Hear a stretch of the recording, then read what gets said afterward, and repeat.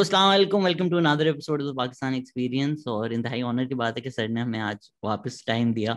अब तक अगर आप इनको नहीं जानते तो मैं ये आई नो बहुत ज़्यादा लोग रिपीटेडली कहते हैं किसी तारुफ के मोहताज नहीं, बट यहाँ पे तो बिल्कुल 100% अप्लाई होता है। हिलाल इम्तियाज जीत चुके हैं, सिटी प्लानर हैं, आर्किटेक्ट हैं।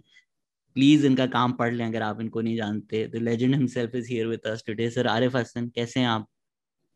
खैरियत, अल्लाह का शुक्र है। आप इतनी तारीफ मत किया कीजिए, मेरी नजर लग जाएगी। सर अल्लाह ना करे सर। आप कुछ ही लोग हैं जिनकी वजह से, ये पीटर जेकब भी आए हुए थे पॉडकास्ट पे रिसेंटली और उनकी बात मुझे बड़ी लगी। कभी कभी हम पाकिस्तान को बुरा भला कहते हैं, तो हम पाकिस्तान और पाकिस्तानियों के बीच में तफरीक नहीं करते। तो उन्होंने कहा ये कुछ पाकिस्तानी हैं जिनकी वजह से मुल्क चल रहा है, वरना जो स्टेट के प्लान से उन्होंने तो इससे भी बदतर हालात कर देने थे। तो सर आप जैसी कुछ लोग हैं जिनकी वजह से मुझे लगता है ये मुल्क अब तक चल रहा है। नौजवानों की वजह से चल रहा है, हमारी वजह से नहीं चल रहा। चल सकता था मगर नहीं चला। तो सर क्या आपको लगता है क्यों नहीं चला? किन्होंने रुकावटें या ऑब्स्ट्रक्शंस जिस तरह नालों में रखते हैं, किन किन लोगों ने ये चलने नहीं दिया? देखिए, कोई भी मुल्क, दुनिया का कोई भी मुल्क हो, वो आइन के बगैर नहीं चला करता। चाहे वो जुल्म का आइन क्यों ना हो, आइन तो हो। हम्म। अगर कोई ऐसा आइन है जिसे आप हर थोड़े दिन के बाद कूड़े में फेंक दें, कोई ऐसा आइन हो जिसमें आप जो मर्जी तरमीम कर लें अपने मफाद के लिए क्योंकि आपके पास बंदूक है या बम है, तो वो मुल्क नहीं चल सकता। कानून की तो बालादस्ती कहना तो गलत है। कानून वो एक सियासी कॉन्स्ट्रक्ट से निकलता है। अगर आप वो सियासी कॉन्स्ट्रक्ट जो है, कॉन्ट्रैक्ट जो है, उसको आप वजूद में ही ना आने दें, हम्म। तो आपका मुल्क कैसे चलेगा? नहीं चल सकता। एक तो वजह यह है।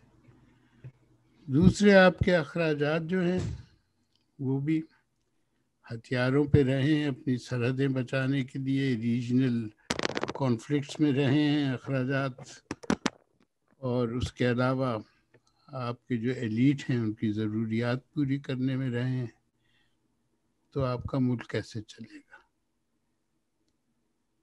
ये तो वजूहात हैं। एक तरफ ये इकोनॉमी का कैप्चर है, उनके पास जिनके पास सियासी और मिलिट्री पावर है दोनों।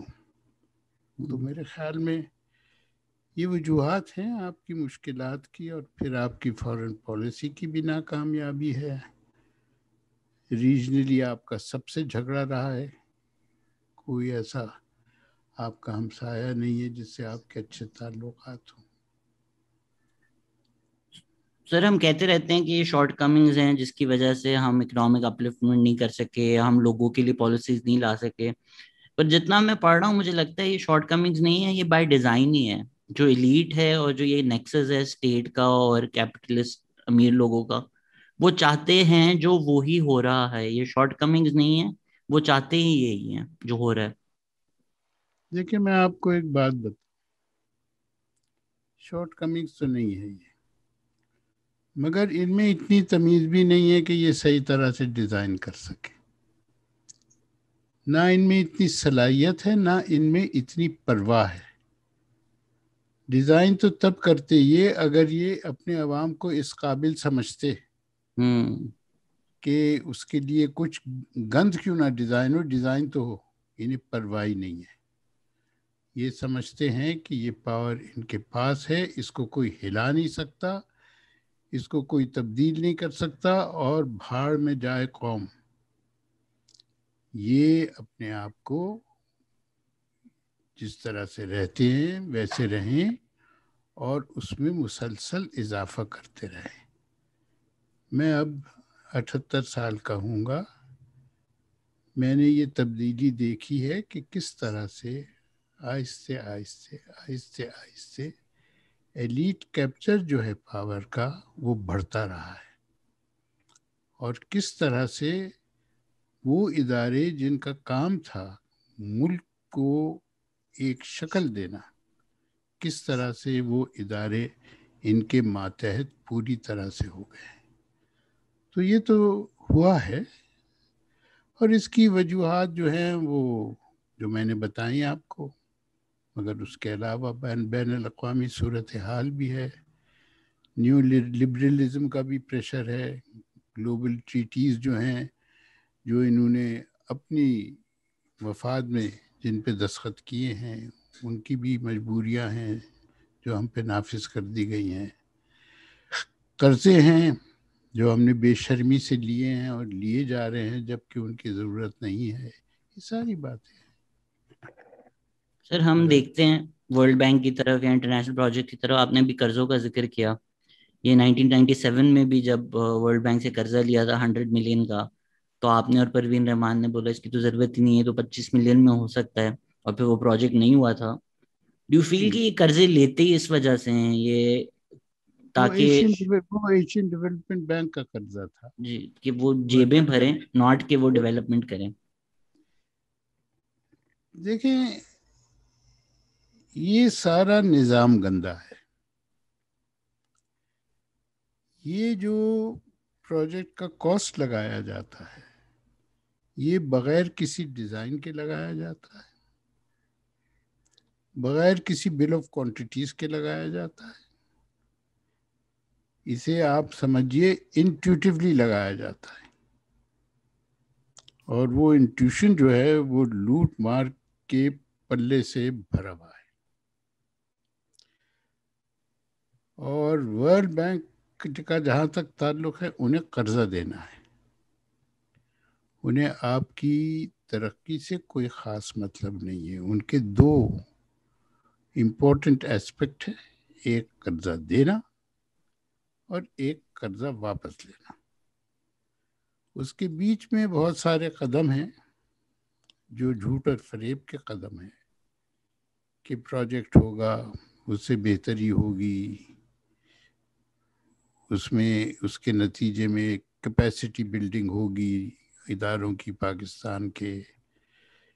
یہ ہوا ہے کئی ملکوں میں، ایسا نہیں ہے کہ نہیں ہوا، مگر یہ وہاں ہوا ہے جہاں آپ کی سوسائٹی اور آپ کی سیاست، دونوں چیزیں معاشرہ اور سیاست، ان کی خواہش تھی کہ یہ پیسہ مناسب طرح سے استعمال ہو، ان کی خواہش تھی کہ حساب صحیح ہو. یہ صرف ورلڈ بینک کا قصور نہیں ہے، یہ آپ کی حکومتوں کا بھی ہے جو اجازت دیتی ہیں بینک کو لوٹ مار کرنے کی تاکہ وہ خود لوٹ مار کر سکیں. تو اب یہ جو ہمارا تھا مسئلہ جو پروین کے ساتھ اٹھایا تھا میں نے اور پھر اس پہ کام کیا تھا، تسنیم صدیقی صاحب بھی اس میں انوالو تھے، تو وہ جو صاف ہمیں ظاہر اس کا کہانی اگر میں آپ کو بتاؤں، مجھے بل آف کوانٹیٹیز بھیجا تھا، PC1 بھیجا تھا ایشین ڈیولپمنٹ بینک کے کنسلٹنٹ نے کہ اس میں دیکھو اس میں کوئی ایسی چیز تو ہم نے نہیں چھوڑ دی جو ڈالنی چاہیے تھی. میں نے ایک آئٹم دیکھا اور میری نگاہ اس پہ پڑی کہ ایک 6x6 کا کلورٹ کنکریٹ کا وہ 42,000 روپے فٹ میں بن رہا ہے. تو میں نے مذاقیہ اس کو جواب دیا یہ کانٹریکٹ مجھے دے دو، میری آنے والی نسلیں جو ہیں انہیں کبھی کام کرنے کی ضرورت نہیں پڑے گی. وہ مذاقیہ میں نے لکھا. پھر میں سوچا اس کو تھوڑا سا انویسٹیگیٹ تو کریں، اور بھی ہیں ایسی چیزیں. تو پھر پتہ لگا کہ ہاں اور بھی تھی. پھر پروین سے ہم نے کہا دیکھو پروین اس کا حساب لگواؤ دفتر میں اور نقشے بنواؤ، جو اس نے بہت محنت سے اور بہت اچھی طرح کی ہے. اور پتہ لگا کہ ہم وہ ڈیلیور کر سکتے ہیں 1/4 قیمت میں. کینسل ہو گیا لون کیونکہ نئے آئے تھے، معین الدین حیدر صاحب گورنر بنے تھے، انہوں نے کینسل کر دیا. اس کے بعد جو شور غول ہنگامہ ہوا وہ تو خیر الگ کہانی ہے. شاید اگر معین الدین حیدر صاحب کو تجربہ ہوتا قرضے لینے کا اور وہ پرانے گورنر ہوتے شاید وہ کبھی بھی نہ کینسل کرتے. شاید کر رہا ہوں. پھر یہی ہے کہ کچھ ورلڈ بینک کے لوگ بھی ظالم سن, کچھ سانو بھی مرندہ شوق سی. ہاں یہ بھی ان کے تو ظاہری بات ہے کوئی انٹرسٹ نہیں ہے پیپل ڈیولپمنٹ کے. جو ملک چاہتے ہیں وہ ان کا قرضہ استعمال کر کے پیپل ڈیولپمنٹ کر سکتے ہیں. ہم کر سرے سکتے. سے چاہتے ہی نہیں ہے وہ چیز. نہیں ہمارے تو ادارے جو تھے جیسے بھی تھے. اب جو ادارے ہیں ایک تو ہیں بھی نہیں, اور دوسری بات جو بچ گئے ہیں ان میں نہ صلاحیت ہے نہ خواہش ہے. وہ ڈی مورلائز ہو چکے ہیں. ان کو کام کرنے کی برسوں سے اجازت نہیں ہے, تو وہ ڈی مورلائز نہیں ہوں گے تو کیا ہوں گے, وہ کام کیسے کریں گے. اب ہوتا کیا ہے, بینک کا قرضہ آتا ہے اپروو ہو گیا, چلیے جیسے بھی ہوا. بینک کیا کرتا ہے, دفتر کھولتا ہے اچھی جگہ کہیں, بہت پوش دفتر بنتے ہیں, ایئر کنڈیشنر لگتے ہیں, گاڑیاں خریدی جاتی ہیں. حکومت کے اداروں میں سے بیوروکریٹس کو ریکروٹ کیا جاتا ہے پریویلیجز کے ساتھ اور پرکس کے ساتھ, اور وہ پروجیکٹ شروع ہو جاتا ہے. 5 سال کا پروجیکٹ ہے, 4 کا ہے, 3 کا ہے, جتنے کا بھی ہے. جب وہ پروجیکٹ, اس کے 2 حصے ہوتے ہیں عموماً, ایک سافٹ حصہ ہوتا ہے, ایک ہارڈ انفراسٹرکچر کا ہوتا ہے. ہارڈ انفراسٹرکچر کا تیزی سے بنتا ہے, سافٹ کا ایجوکیشن وغیرہ وہ لڑکتا رہتا ہے, بعد دفعہ کچھ بھی نہیں ہوتا اس موضوع پہ. اور جب پروجیکٹ کے ختم ہونے کا وقت آتا ہے تو افسران جو ہیں وہ واپس اپنے پیرنٹ ڈپارٹمنٹ چلے جاتے ہیں, گاڑیاں اداروں میں بڑھ جاتی ہیں, دفتر بند ہو جاتا ہے, everything is back to normal. یہ ہوتا ہے. اور اس کے بعد آپ کی حکومت ویسے ہی چلتی رہتی ہے جیسے پہلے چلتی تھی. اچھا, اس میں ایک اس میں ایسپیکٹ ہوتا ہے, اسے کہتے ہیں کیپیسٹی بلڈنگ. جی. اس کے لیے بہت پیسہ رکھا جاتا ہے, اس کا بھی ہم خرچ برداشت کرتے ہیں. میں بھول گیا کتنے بلین روپے کیپیسٹی بلڈنگ میں خرچ ہو چکے ہیں ابھی تک, مگر وہ کیپیسٹی ہے کیا اور وہ بلڈ کیسے ہوتی ہے. یہ تو کیپیسٹی گھٹتی نظر آئی ہے, ہمیں بڑھتی تو نظر نہیں آئی. اور وہ کیپیسٹی کیسے بلڈ ہوتی ہے, وہ بلڈ ہوتی ہے کہ بیسٹ پریکٹسز پروجیکٹس پہ لے جا کے افسران کو سیر کرا کے لے جائیں, سیاستدان کو وہاں سیر کرائیں, جا کے سیمینارز کرائیں, میریٹ میں بڑے بڑے کھانے دیں. اختر حمید خان کہتے تھے it's a dating and dining culture. Beautiful. یہ نہیں ہے یہ کلچر کیپیسٹی بلڈنگ کا. پھر وہ جتنا وائن ڈائن کروا لیں, وائن ڈائن کے بعد جو ہوتا ہے وہ جب وہ واپس آتے ہیں ان کے ساتھ یہاں پر ہوتا ہے, تو ہمارا بھی تو ایک ان کیپیسٹی بلڈنگ کا پروجیکٹ ہے نا. وہ بیسٹ پریکٹسز سکھا دیں. وہ اگر ایلیٹ انسٹیٹیوشنز لے جا کر کسی کو بھاگنا سکھائیں سال, اگر پاکستان واپس آئے اور ایک ادارہ ان کی ٹانگیں توڑ دے تو پھر اس ٹریننگ کا فائدہ نہیں ہے نا.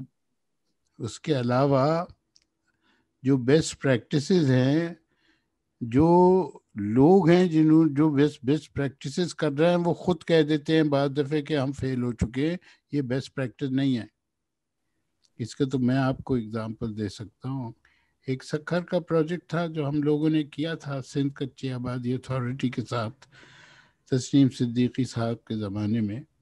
اس کو بیسٹ پریکٹس ڈکلیئر کیا گیا انٹرنیشنل ایجنسیز نے.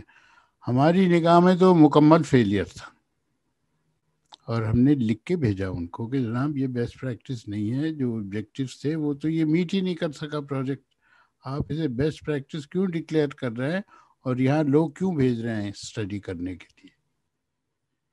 تو یہ پریشرز ہیں, وہاں کی بھی بیوروکریسیز ہے نا, ان کے بھی پریشرز ہیں, انہیں بھی زندہ رہنا ہے, انہیں بھی بجٹ چاہیے. تو یہ چیزیں مد نظر رکھتے ہیں وہ اپنی پلاننگ میں کہ کس طرح سے زندہ رہیں, کس طرح سے بجٹ بڑھے. یہ بھی ہے. آپ کہہ رہے ہیں کہ جو ادارے تھے وہ بھی اب ختم ہو گئے ہیں. وڈ یو سے کہ یہ جو ایک اسٹیبلشمنٹ نیکسس ہے جنہوں نے ٹیک اوور کر لیا ہر انسٹیٹیوشن میں. ابھی کسی نے ریسنٹلی بھی مذاق کیا تھا کہ آئی وی لیگ سے اتنے سی اوز نہیں بنے جتنے کاکول اکیڈمی سے گریجویٹ ہو کے لوگ سی او بنتے ہیں. تو بیسٹ بزنس اسکول تو شاید وہ ہے دنیا کا. از اٹ بیکاز کہ وہ آئیدر اسٹیبلشمنٹ یا اسٹیٹ یا پولیٹیکل پارٹیز یا ملٹری وہ اداروں کو کوئی کام کرنے ہی نہیں دیتے تو وہ ایک راٹ سیٹ ہو جاتا ہے بیوروکریسی میں. جب ان کو پتہ ہے کہ کچھ کرنا ہی نہیں ہے تو پھر کچھ کرو ہی نہ. دیکھیے اگر آپ مسلسل گالیاں دیتے رہیں گے کسی بھی ادارے کو وہ کام نہیں کرے گا. پہلی بات آپ اسے انڈرمائن کریں گے کام نہیں کرے گا. It will stop working, it will stop functioning. آپ اسے بلڈ اپ تو کرتے نہیں. جو تعلیمی ادارے ہیں جو آپ کی بیوروکریسی کو جو آپ کے لوگوں کو ٹرین کرتے ہیں ان کو سپورٹ کرنا ان کی دیکھ بھال کرنا ان کا رشتہ جوڑنا ریسرچ سے ان کا رشتہ جوڑنا ملک کے مسائل سے یہ چاہیے نا. اور سیاستدان جو ہیں ان کے لیے کوئی ایسا مٹیریل ہو جو وہ ملک کے حالات جو ہیں معاملات سمجھ سکے. یہ سارا کام آپ کی اکیڈیمیا کا کام ہے. یہ آپ کے ریسرچ آرگنائزیشنز کا کام ہے. ان کو تو آپ نے ویسے ہی دبا دیا. فلانا چیز پہ بات نہیں کر سکتے. بلوچستان میں گڑبڑے خاموش رہو وجوہات ڈسکس نہیں ہوں گے. سندھ میں اتنے بیک لاگ ہے ہاؤسنگ کا اس کی فگر تبدیل کر دو. فلانا ایشو ہے بہت سیریس ہے ایکولوجیکل ایشو 2000 مکان گرا دو. اچھا اس طرح سے تو حکومت نہیں ہوا کرتی. اس طرح سے تو پروجیکٹس اور پروگرامز نہیں بنتے اور نہ ہی اس طرح سے پلاننگ ہوتی ہے. آپ کی جو ایجوکیشنل انسٹیٹیوشنز ہیں ان میں ڈسینٹ کی تو اجازت ہے نہیں. جب ایک ایکیڈیمیا میں جب اجازت نہیں ہوگی ڈسینٹ کی اختلاف کی تو آپ مجھے بتائیے تعلیم ترقی کیسے کر سکتی ہے. ریسرچ کیسے ترقی کر سکتی ہے.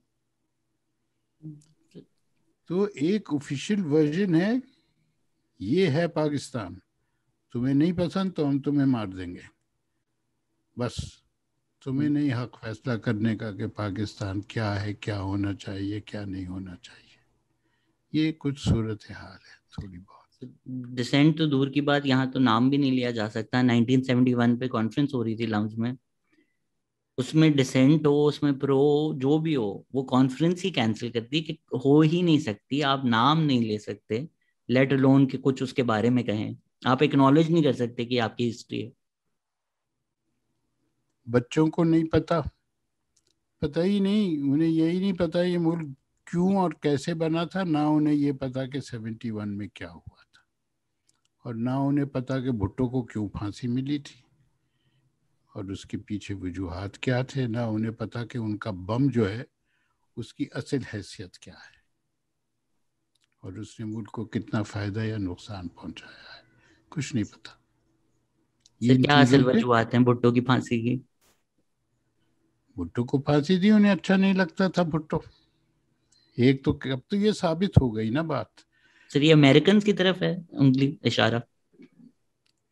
امریکن اس میں شامل تھے بالکل تھے شامل. اور یہ بھی تھا کہ جہاں تک میری سمجھ ہے میں تو اس زمانے میں بہرحال نوجوان تھا کچھ سمجھ تھی انڈرسٹینڈنگ تھی کہ یہ ملک کتنا پولرائز ہو گیا تھا مذہبی جماعتوں میں اور مذہبی سوچ میں ایک طرف اور دوسری طرف یہ جو پیپلز پارٹی کی سو کالڈ پروگریسو پالیسیز تھی اتنا ہو گیا تھا کہ کسی نہ کسی کو تو جانا تھا. وہ اس طرح سے معاملہ رہ نہیں سکتا تھا. اس کی ایک ہی شکل تھی رہنے کی کہ آپ ایک اور دفعہ الیکشن کرا دیں. اور یہ ضیاء نے کوشش کی اور اسے یہ پتہ لگ گیا کہ الیکشن کا مطلب ہے یہ پھر جیتے گا، تو وہ الیکشن سے کینسل ہو گئے۔ اس کے بعد جو کوشش رہی ہماری فوج کی وہ یہی تھی کہ کسی طرح سے پیپلز پارٹی کو ختم کر دیں، وہ نہیں ہوئی، نہیں کر سکی، میری سوچ یہ ہے۔ اور اسی کے نتیجے میں اور جماعتوں کو سامنے لایا گیا، بنائی گئی کہ اس کی طرح سے اس کو انڈرمائن کی جائے۔ اور میں پیپلز پارٹی کا سپورٹر نہیں ہوں اتنا، مگر یہ جو حقائق ہیں یہ بیان کرنے کے ہیں۔ سچ بولنا ضروری ہے، سچ نہیں بولیں گے تو آپ جو ہے کسی حل کی طرف بھی نہیں جا سکتے۔ سر یہ تو وہ جو لیفٹیننٹ فیض علی چشتی تھے جنہوں نے لگایا تھا ضیاء الحق کا، ماشاء اللہ انہوں نے خود بولا ہے کہ جب اعلان تو ہو گیا کہ 90 دن میں الیکشن کرائیں گے، ہی از آن ریکارڈ سینگ کہ ہمیں یہ نہیں پتا تھا کہ جب ہم 90 دن بعد الیکشن کرا کے خود جائیں گے تو ہمیں ایز ہیروز ملک ویلکم کرے گا یا ہمیں پھانسی لگا دی جائے گی۔ تو یہ کوئی نہیں ڈسکس کرتا کہ ضیاء الحق کا خود کا بھی یہ فیئر تھا کہ الیکشن اگر کروا دیا تو پرسنلی میرے ساتھ کیا ہوگا۔ یہ بھی تھا۔ آگے چلیے، آپ جج لے لیں، دو آپ کے جج ایسے ہیں جنہوں نے پبلکلی کہا ہے کہ ان پہ پریشر ڈالا گیا اور ان کی ججمنٹ کو متاثر کرنے کی کوشش کی، اور ایک تو صفدر شاہ تھے جنہوں نے یہ بالکل کلیئرلی کہا اور وہ بھاگ کے یہاں سے چلے گئے، انہوں نے کہا میری جان خطرے میں ہے۔ دوسرے آپ کے نسیم حسن شاہ تھے، انہوں نے کہا کہ ہاں ججمنٹ ہماری متاثر ہوئی تھی ان پریشر سے۔ تو اب اس کے بعد بحث کی تو گنجائش ہی نہیں رہی۔ سر جب ہم تھوڑے جو لبرل نئی سوچ کے نوجوان لوگ ہیں، ہم جب جنرل ضیاء الحق پہ سارا ملبہ ڈالتے ہیں تو کافی کچھ ہسٹورینز میں کچھ لوگ یہ بھی شکایت کرتے ہیں نہیں بھائی یہ تو آپ جنرل ضیاء سے بھی پہلے جاتا ہے، ذوالفقار علی بھٹو نے بالکل ریگریسو ایکسٹریمسٹ میں کیو ان کر کے پالیسیز بنائیں، بٹ آج کے جو سارے ہمارے دکھ ہیں، سارے مسئلے ہیں، اس کا سارا ملبہ ضیاء پہ ڈالنا ٹھیک ہے کہ انہوں نے بالکل ہی ٹرن کیا ہے ملک، وہ کسی اور پاسے جا رہا تھا اور انہوں نے ٹرن کر کے اس طرف لے کر آئے ہیں، یا بس وہ جا اسی طرف رہا تھا، ضیاء نے تھوڑا کیٹلسٹ بن کے ایکسپیڈائٹ کر دیا وہ؟ دیکھیں میرے خیال میں سارا ملبہ تو نہیں ڈالا جا سکتا ضیاء پہ۔ آپ کی آبجیکٹو ریزولوشن بنا جی جس نے آزادی دی کسی بھی جماعت کو کہ جس طرح مرضی چاہے اس کو وہ انٹرپریٹ کر لے، اس کی تشریح جیسے چاہے کر لے، تو مسئلہ تو وہاں بھی تھا۔ جی جی، بٹ وہ کانسٹیٹیوشن میں تو ضیاء نے ڈالا آبجیکٹ 2A آئی تھنک۔ اس کے بعد ماشاء اللہ ایوب خان نے لگایا۔ آپ کی لیفٹ ونگ پارٹیز کو جو دبانا شروع کیا وہ لیاقت علی خان کے زمانے میں ہوا، اور وہ انتہا پہ پہنچا آگے جا کے ایوب کے زمانے میں۔ تو یہ چیزیں تو پہلے سے تھیں۔ قادیانی موومنٹ ہوئی آپ کی، اینٹی قادیانی موومنٹ پنجاب کی۔ اچھا وہ ایک کلونیل ٹریڈیشن چلا آ رہا تھا جسٹس کا، ایک کلونیل ٹریڈیشن چلا آ رہا تھا بیوروکریسی کا، وہ کائنیٹک انرجی پہ چل رہا تھا، تو اس نے کچھ حد تک ان چیزوں کو کنٹرول رکھا، کنٹرول تو نہیں، ان چیزوں کو ایکسیپٹ نہیں کیا، مگر آگے چل کے وہ کلونیل ٹریڈیشن جو ہے کمزور پڑا۔ ریلیجس بگٹری میں کہوں گا، کیونکہ مذہب بخود تو یہ نہیں اجازت دیتا ان چیزوں کی، ریلیجس بگٹری بڑھی۔ اور ہاں ذوالفقار علی بھٹو نے بھی گیون کیا اس سلسلے میں، اور سعودی پریشر کی وجہ سے گیون کیا۔ تو یہ تو باتیں ہیں سب صحیح، اس میں غلطی تو نہیں ہے، یہ ڈائریکشن تو تھا۔ We were moving towards a naan liberal society. بالکل صحیح ہے. دیکھیں یہ کچھ اس طرح سے ہے کہ جو انگریزوں کا کلونیل کلچر تھا، جب ہم آزاد ہوئے، ہندوستان آزاد ہوا، ہم آزاد ہوئے، تو وہ کلونیل کلچر کچھ عرصے تک چلتا رہا. اور اس کے بعد آپ کی پاپولسٹ پالیٹکس آ گئی. پاپولسٹ پالیٹکس جو ہے اس کا اپنا کلچر ہوتا ہے. اس نے اس کلونیل کلچر کو بہت حد تک ختم کیا. ہندوستان میں کیا ہوا، دلی میں کیا ہوا، وہ کلونیل کلچر جو ہے جو کہ ایک لبرل کلچر تھا، اربن کلچر تھا، اس کو دلی میں ریپلیس کیا انسٹیٹیوشنز آف انڈین نیشنلزم نے، اس کے فلسفے نے. کلکتے میں جب لیفٹ ونگ پارٹیز، یہ کمیونسٹ پارٹی نے حصہ لیا الیکشن میں، اس کے بعد جو انڈرسٹینڈنگ ہوئی تو کلکتے میں اس کو ریپلیس کیا انسٹیٹیوشنز آف مارکسزم نے. ممبئی میں ریپلیس کیا بالی ووڈ نے اور کارپوریٹ سیکٹر نے. پاکستان میں کیا چیز تھی آپ کے پاس ریپلیس کرنے کے لیے؟ ایک تو اتنے بڑے سینٹرز نہیں تھے علاوہ کراچی اور لاہور کے. اور ریپلیس کیا کیا؟ کس چیز نے کیا؟ آپ کے پاس صرف اسلام تھا، اور وہ بھی ایک ایسا اسلام تھا جس پہ آپ کا کوئی اتفاق نہیں تھا، جس میں آپس میں جھگڑے تھے.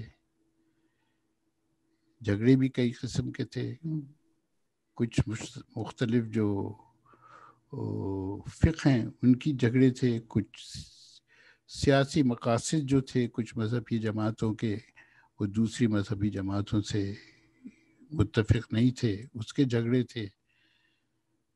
تو ہمیں جو ملا پاپولسٹ پالیٹکس میں، وہ ایک بٹا ہوا اسلام اور ایک انڈیفائنڈ اسلام.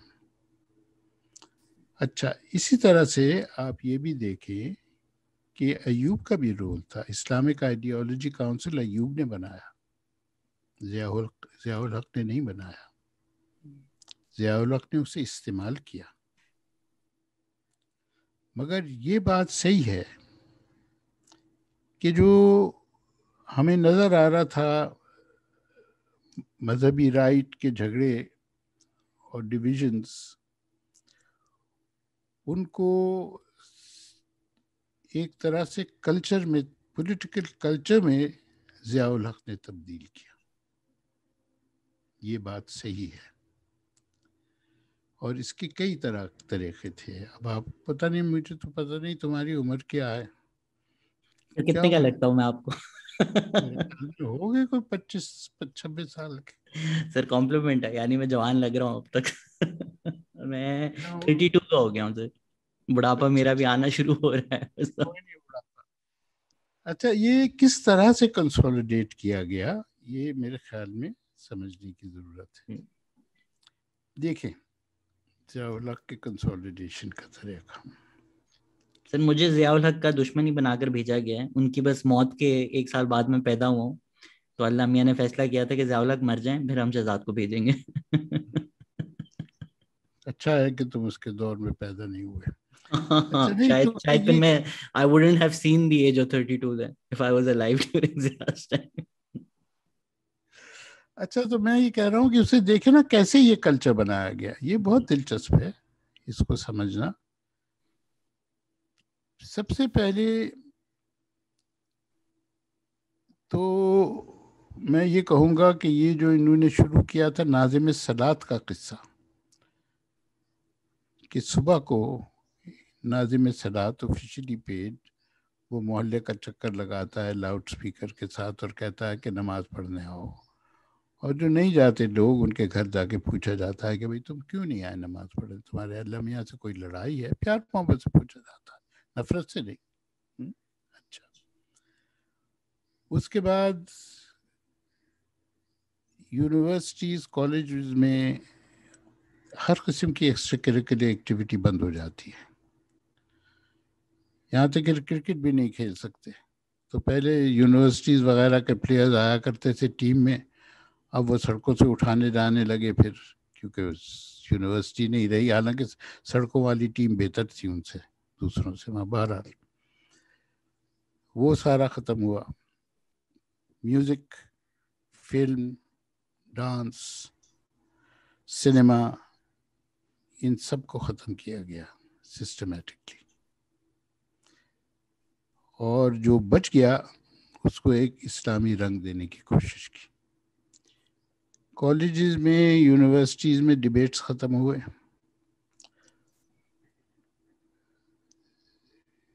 اگر ڈیبیٹ کرانا تھا تو ڈی سی سے اجازت لینی پڑتی تھی سبجیکٹ کی, کہ یہ سبجیکٹ ہے ڈیبیٹ کا. جو آپ کے پروگرامز تھے, کوئز پروگرامز, یہ سب مذہب کے گرد لائے گئے. آپ کی کتابیں جو تھیں, جو بچوں کو پڑھائی جاتی تھیں, ان کو تبدیل کیا گیا. انٹرنیشنل ہسٹری اور انٹرنیشنل جغرافی پڑھانی بند کی گئی. اس سے بڑا ظلم کوئی نہیں ہو سکتا تھا. وہ پاکستان سٹڈیز کا حصہ بنایا گیا, اور اسلامیات جو ہے بجائے اسلامی تاریخ کے وہ اسلامی ریچول میں تبدیل کر دی گئی. تو یہ ایک کنسولیڈیشن تھا.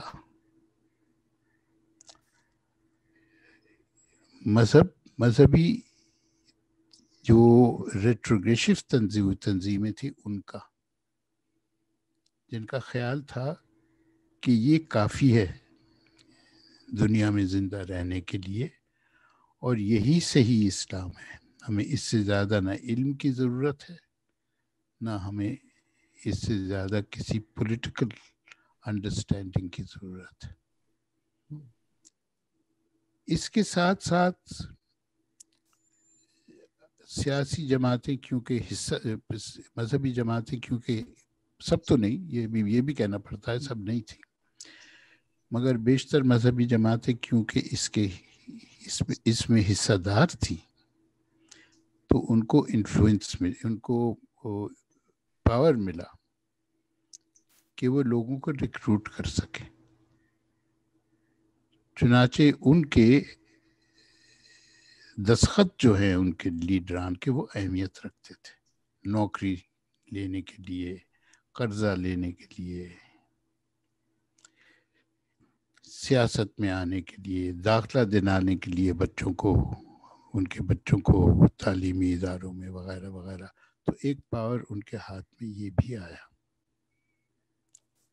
پھر یہ بھی طے ہوا کہ ظہر کی نماز کمپلسری ہوگی سارے دفاتر میں. اس کے لیے خاص جگہ مخصوص کی جائے گی.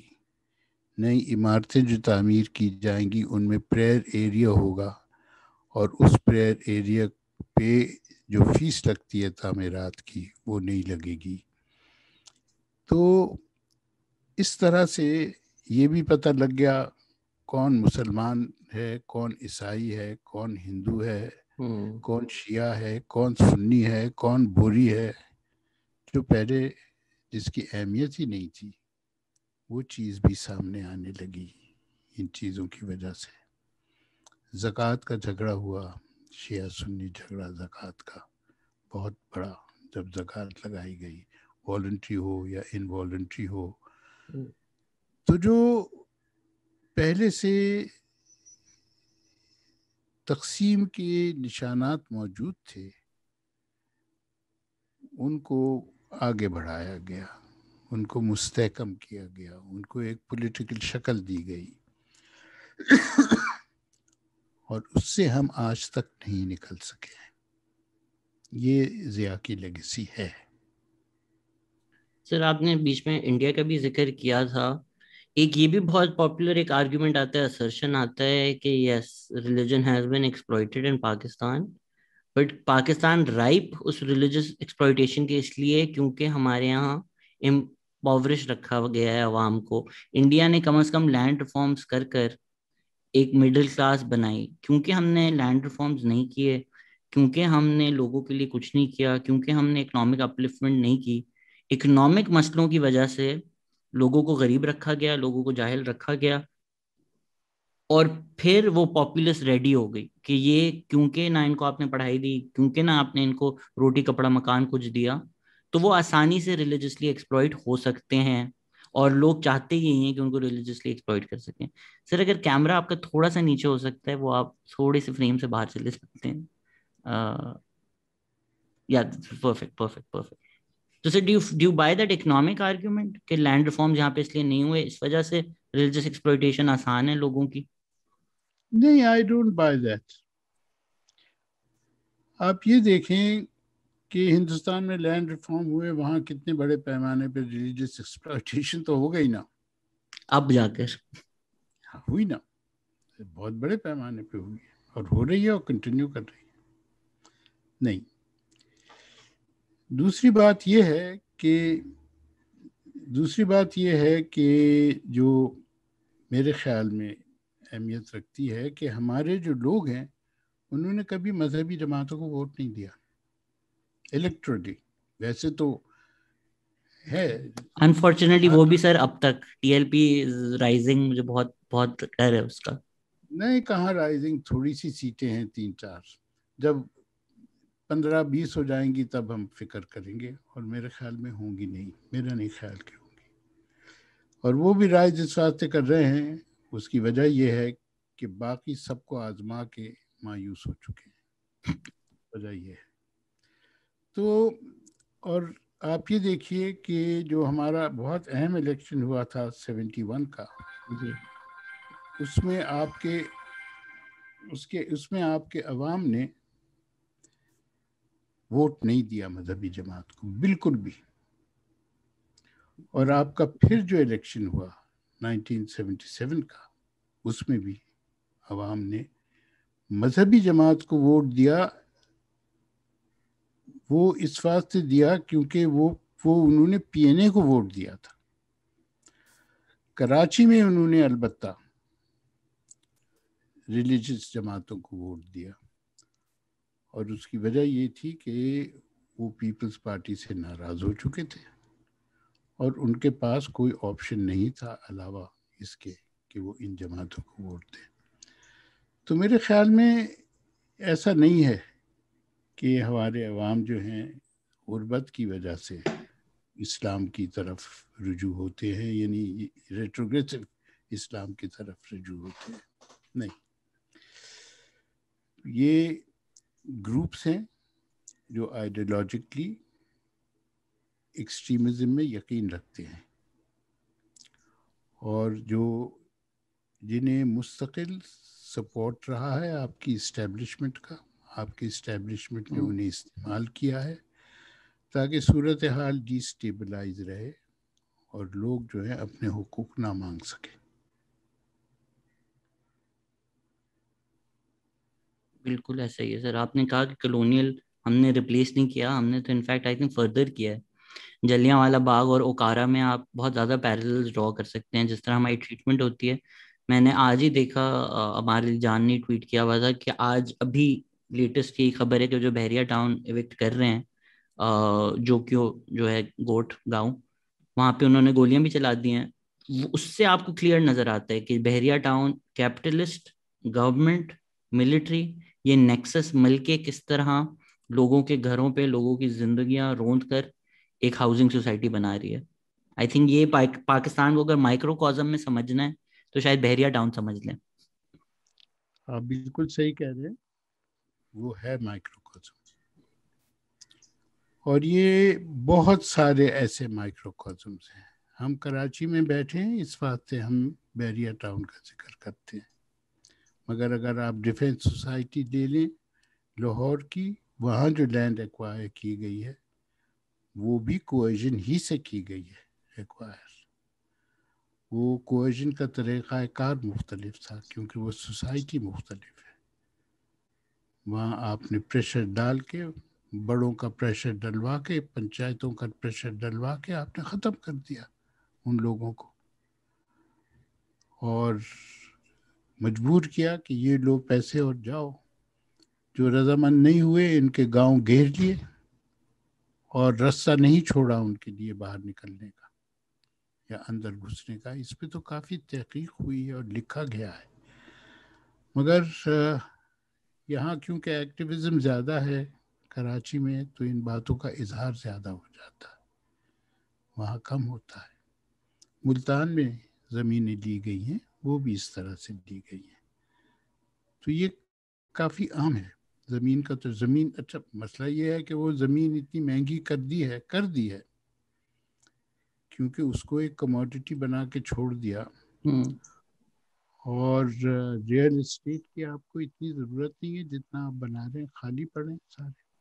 یہ سب اسپیکولیٹو ہے اور اس کا علاج یہی ہے کہ خالی جائیدادوں پہ زمینوں پہ ٹیکس لگا دیں ایک بھاری, یہ سب صحیح ہو جائیں گے.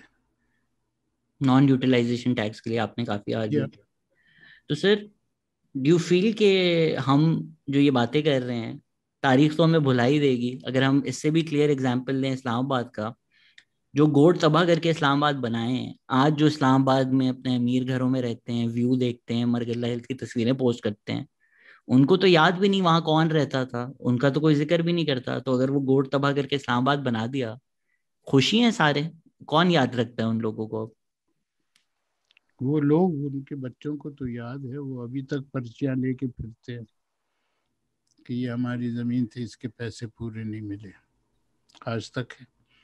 مگر وہ نان ایشوز بن گئے ہیں, وقت گزر گیا, نان ایشو ہو گیا. مسئلہ ایسا ہی ہوتا ہے, یہ جو ظلم ہوتے ہیں ان کو اگر آپ ڈریگ کر لیں, کھینچ لیں کافی عرصے, لوگ تھک جاتے ہیں, نان ایشو ہو جاتا ہے. مسئلہ سب سے بڑا یہی ہے ان چیزوں میں.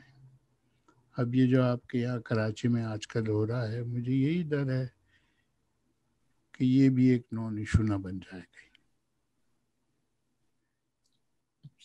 شاید دکھ ہو لوگوں کو یہ سن کر, بٹ اگر آپ شاید ریفرینڈم بھی کروا لیں پورے ڈیفینس میں اور لوگوں کو یہ آپشن دیں کہ آپ کا ڈیفینس نہیں ڈوبے گا لیکن اس کے لیے گجر نالے کے سارے گھر تباہ کرنے پڑیں گے, وہ شاید مان لیں, بولیں ٹھیک ہے ہمارے گھر محفوظ رہیں, بھلے یہ لوگ ہوم لیس ہو جائیں. اور آپ نے بہت زبردست آرٹیکل لکھا, کریٹڈ ہوم لیسنس.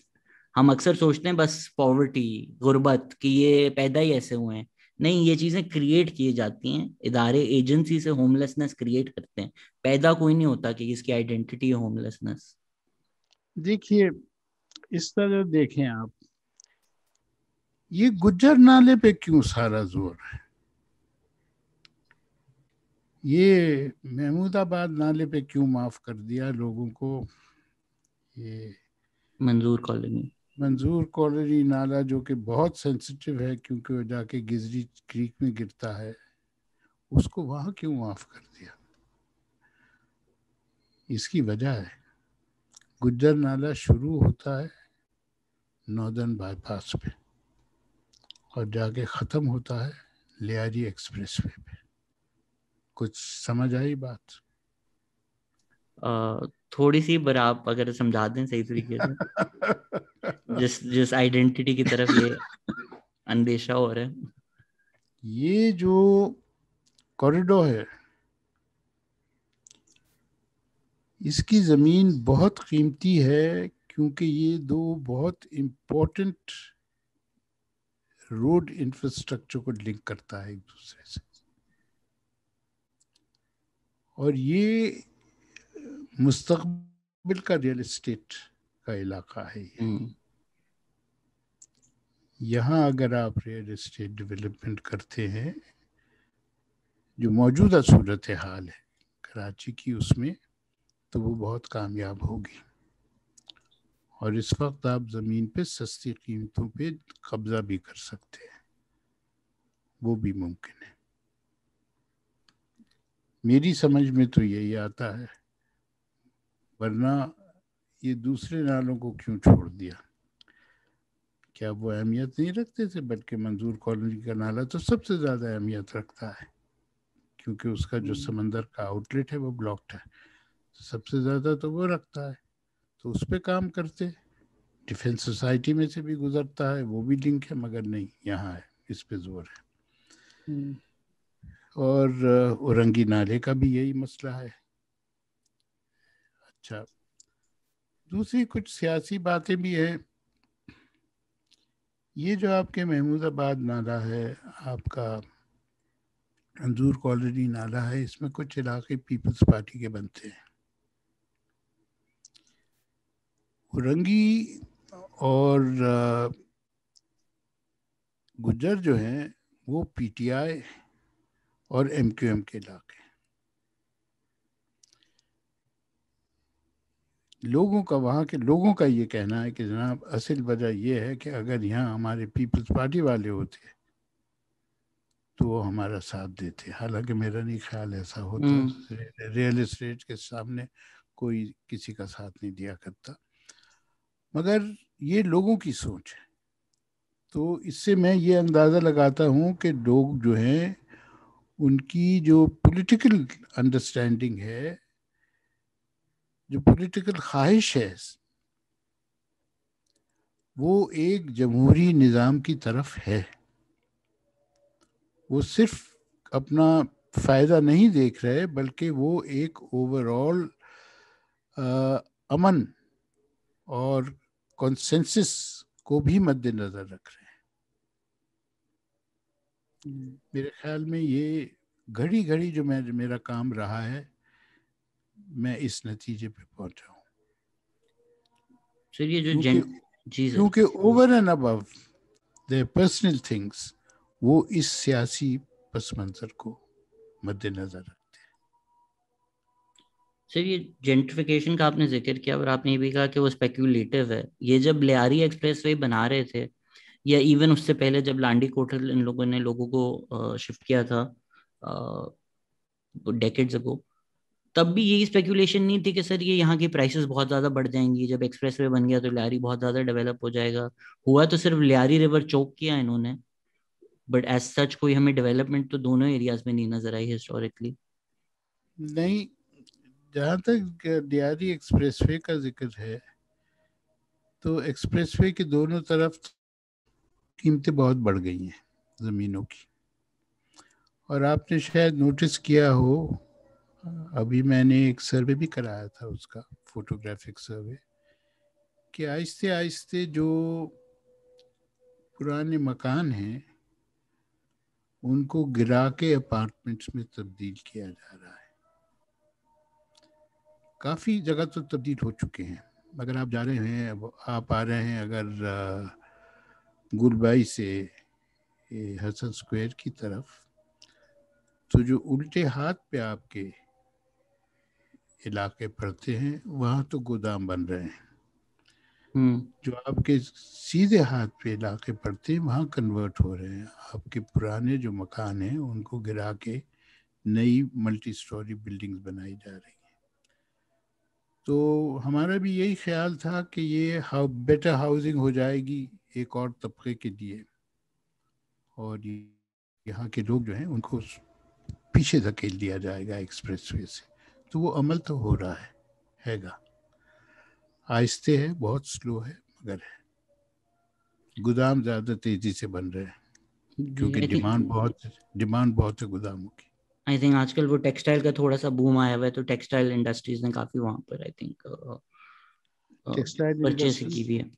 جی ہے، وہ بھی ہے. اور پھر ساتھ کے ساتھ یہ بھی ہے کہ آپ کی جو سٹوریج کی ڈیمانڈ ہے ہول سیلنگ کی اور پورٹ کی، وہ آپ فارمل سیکٹر میں پوری تو کر نہیں سکے. آپ نے جو علاقے مقرر کیے تھے ناردرن بائی پاس پہ جہاں یہ چیزیں شفٹ ہونی تھیں اور یہ کارگو ٹرمینل ڈیولپ ہونے تھے، وہ تو اس واسطے نہیں ہوئے کیونکہ ان زمینوں پہ تو سیاسی جماعتوں نے اپنے لوگوں کا قبضہ کرا دیا، ہاؤسنگ سوسائٹیز بنا دی. تو وہ تو نہیں ہو سکا، جو کہ نقصان ہوا شہر کو بہت اس سے. تو جہاں بھی کچی آبادیوں میں اب جگہ مل رہی ہے اور ایکسیس روڈ موجود ہے، وہاں آپ گودام بنا رہے ہیں. سر آپ نے نیو لبرلزم کا بھی ذکر کیا. Maybe neo liberalism will see this as a success, کہ اگر گاؤں تب توڑ کر ملٹی سٹوری بلڈنگز بن گئی ہیں، یہ تو as a success story present کیا جائے گا. کیا جائے گا، کیا کیا جا رہا ہے آپ تو کہ کراچی کی شکل بدل رہی ہے. دیکھیے ہائی رائز بلڈنگز بن رہی ہیں، کتنی خوبصورت ہاؤسنگ کالونیز ڈیولپ ہو رہی ہے. دوسری بات ہے کہ ہاؤسنگ کالونیز خالی ہیں مگر بہرحال ڈیولپ ہو رہی ہیں. تو یہ تو پریزنٹ کی جا رہی ہے ایز اے سکسیس. یہ بھی سکسیس کے طور پہ پریزنٹ کیا جا رہا ہے کہ ایمپریس مارکیٹ ایک ہسٹورک سائٹ جو ہے وہ بچا لی گئی ہے اور اس کو پریزرو کیا جا رہا ہے. تو یہ چیزیں تو ایز ڈیولپمنٹ سامنے رکھی جا رہی ہیں. سی ڈی اے اسلام آباد نے صحیح آرگیو کیا تھا نا میرے خیال سے، کہ جو اسلام آباد کی خوبصورتی خراب کرتے ہیں لوگ، وہ تو لوگ ہیں. اسلام آباد تو خوبصورت شہر ہے، جب لوگ آ جاتے ہیں وہ گند کرتے ہیں. تو یہ کچی آبادیاں توڑ دینی چاہیے، کیونکہ لوگ اسلام آباد کی نا بیوٹیفیکیشن خراب کر رہے ہیں اپنی ایگزسٹنس سے. دیکھیں مسئلہ تو یہ ہے کہ لوگ ماحول بناتے ہیں، ماحول لوگوں کو بناتا ہے. یہ تو ایک ایسا رشتہ ہے کہ آپ الگ الگ نہیں کر سکتے. ہمارے یہاں جو سرویز ہوتے ہیں وہ لوگوں کے کم ہوتے ہیں اور فزیکل سروے پہ زیادہ اہمیت دی جاتی ہے پلاننگ کے حوالے سے. اسی کو لے لیجیے آپ، یہ جو ہمارے یہاں گجر نالہ وغیرہ پہ عمارتیں گرائی جا رہی ہیں، این ڈی یونیورسٹی نے سروے کیے ہیں. یہ سروے گوگل سے ہوئے ہیں، کسی نے وہاں جا کے پیمائش تو کی نہیں. ریڈ کلف زندہ ہے پاکستان میں ماشاء اللہ. ہاں بالکل صحیح کہہ رہے ہیں آپ. یہ ریڈ کلف ہی کی طرح ہوا ہے. Boundary commission, Punjab boundary commission کا جو قصہ تھا، تو انہوں نے اوپر سے سروے کیا. یہ سروے مکانوں کا ہے، یہ انسانوں کا نہیں ہے. کیونکہ ہر ایک مکان جو انہوں نے آئیڈینٹیفائی کیا ہے اس میں کئی خاندان رہتے ہیں. ان کو شاید یہ نہیں پتا کہ یہاں ایک ایک کمرے میں پورا خاندان رہتا ہے 6 آدمیوں کا، اور اسی میں کھانا پکاتا ہے اور رہتا بھی وہی ہے. تو یہ جو مکانوں کی لسٹ ہے یہ الگ ہے، اور میرے خیال میں اس سے 4 گنی زیادہ خاندان کم از کم متاثر ہوئے ہیں. دوسری چھت پہ سے دیکھیے آپ، ٹین کی چھتیں ہیں، آپ کو یہی نہیں پتا ایک مکان ختم کہاں ہوتا ہے، دوسرا مکان شروع کہاں ہوتا ہے. آپ آسمان سے یہ بات نہیں بتا سکتے، یہ آپ کو سامنے جا کے ناپنا پڑے گا. اسی طرح سے یہ جو آپ کے سرویز رہے ہیں مختلف پروجیکٹس کے، جیسے کول پروجیکٹ چل رہا ہے تھر پارکر میں، یا یہ جو آپ کے مختلف ڈیمز بنے ہیں، یہ سارے، اور یا یہ جو زلزلے میں متاثر ہوئے ہیں لوگ، یہ مکانوں کا سروے تھا، یہ لوگوں کا سروے نہیں تھا. مسئلہ تو لوگ ہیں، ان کے مسائل ہیں، ان کی دشواریاں ہیں، ان کی خوشیاں ہیں، ان کی زندگی ہے، وہ مکان کی تھوڑی ہے. چلیے، آپ نے شاید آرگیو کیا تھا کہ یہ جو گجر نالہ چوک ہوا ہوا ہے، جو اس کے مسئلے ہیں، یہ صرف 36 ہاؤسز کو توڑ کر اور ان کو اسی گجر کالونی میں ری سیٹل کر کے مسئلہ سالو ہو سکتا ہے. تو why aren't they going towards that solution؟ وہ ان کی مرضی ہے، میرے سے تھوڑی وہ کوئی بات کرتے ہیں. اس میں ریئل اسٹیٹ نہیں ایکوائر ہوگا نا، اس میں جینٹریفائی نہیں ہوگا شاید. نہیں ہوگا جینٹریفائی، ضرورت ہی نہیں ہے. مسئلہ تو یہ ہے کہ نالے بھرے ہوئے ہیں، جہاں نالے کی ڈیپتھ 6-7 فٹ ہے اس کی 2 فٹ ڈیپتھ رہ گئی ہے، اس کو خالی کریں. دوسرا مسئلہ یہ ہے کہ وہ نکلے گا کیسے سمندر پہ، جب تک وہ سمندر کا رستہ صاف نہیں ہوگا اس کو صاف کریں. اگر ہیوی مشینری کے لیے جگہ چاہیے صفائی کے لیے، تو اس کے لیے 15 فٹ چاہیے. یہ این اے ڈی یونیورسٹی نے شروع میں کہہ دیا تھا، اب ذرا بڑھ گیا ہے ان کا ڈیمانڈ. تو 15 فٹ جگہ چاہیے، تو کر لیں، 15 فٹ لے لیں جگہ مشینری کے لیے، صفائی کر لیں. یہ جو منظور کالونی نالہ ہے، اس میں 34 سیٹلمنٹس کا سویج اور پانی آتا ہے، اور اگر آپ دیکھیں ان 34 سیٹلمنٹس کو اور یہ سارے نالے جو سویج اور پانی لاتے ہیں، ان سب میں رکاوٹیں ہیں، کوئی ایسا نہیں ہے جس میں رکاوٹ نہیں ہے. تو صاف کر دیں گے تو بہنا شروع ہو جائے گا، سیلاب کم ہو جائے گا، سارا پانی جا کے گزری کریک میں پھنسے گا، پھر جہاں سے باہر نکلتا ہے اس کا انتظام کرنا ہوگا نکالنے کا، کیونکہ وہ ڈیفنس سوسائٹی نے پلاٹنگ کر کے رستہ بند کر دیا ہے. تو مسئلہ تو وہ وہاں ڈیفنس سوسائٹی کا ہے. So do you feel کہ یہ صرف دکھاوے کے لیے کر رہے ہیں کہ ڈوبے گا پھر سے ہی ڈیفنس، بس ان کو دکھانے کے لیے کہ یہ دیکھیں ہم نے کتنا پورے سال ایفرٹ کیا، لوگوں کے گھر توڑے، تو صرف دکھا رہے ہیں لوگوں کو کہ ہم نے تو بڑی محنت کی کہ نہ ڈوبے؟ نہیں دیکھیں، یہ جو حرکت کر رہے ہیں گجر نالہ اور اس پہ اورنگی نالے پہ، اس سے تو کوئی تعلق ہے نہیں ڈیفنس کا. ڈیفنس کا جو اصل مسئلہ ہے وہ ہے آپ کا گزری کریک کا، منظور کالونی نالے کا، جہاں ڈیفنس کا بیشتر پانی وہیں آتا ہے. دوسرا مسئلہ یہ ہے کہ جو ان کا ڈرینیج سسٹم ہے ڈیفنس کا، باقی جو سمندر میں جا کے گرتا ہے ڈائریکٹلی، اس کو یہ کس طرح فنکشنل بنائیں گے. بارش زیادہ ہوگی تو بیک واش تو ہونا ہی ہونا ہے، یا تو پمپنگ سٹیشن لگائیں. میرا اپنا یہ خیال ہے کہ اگلی بارش میں بھی یہ ڈیفنس سوسائٹی کو نہیں بچا سکیں گے. اگر اتنی بارش ہو گئی جتنی پہلے ہوئی تھی، یہ نہیں بچا سکیں گے، وہ پھر ڈوبے گا، کیونکہ ان کے پاس کوئی چارہ نہیں ہے. کیا کریں گے؟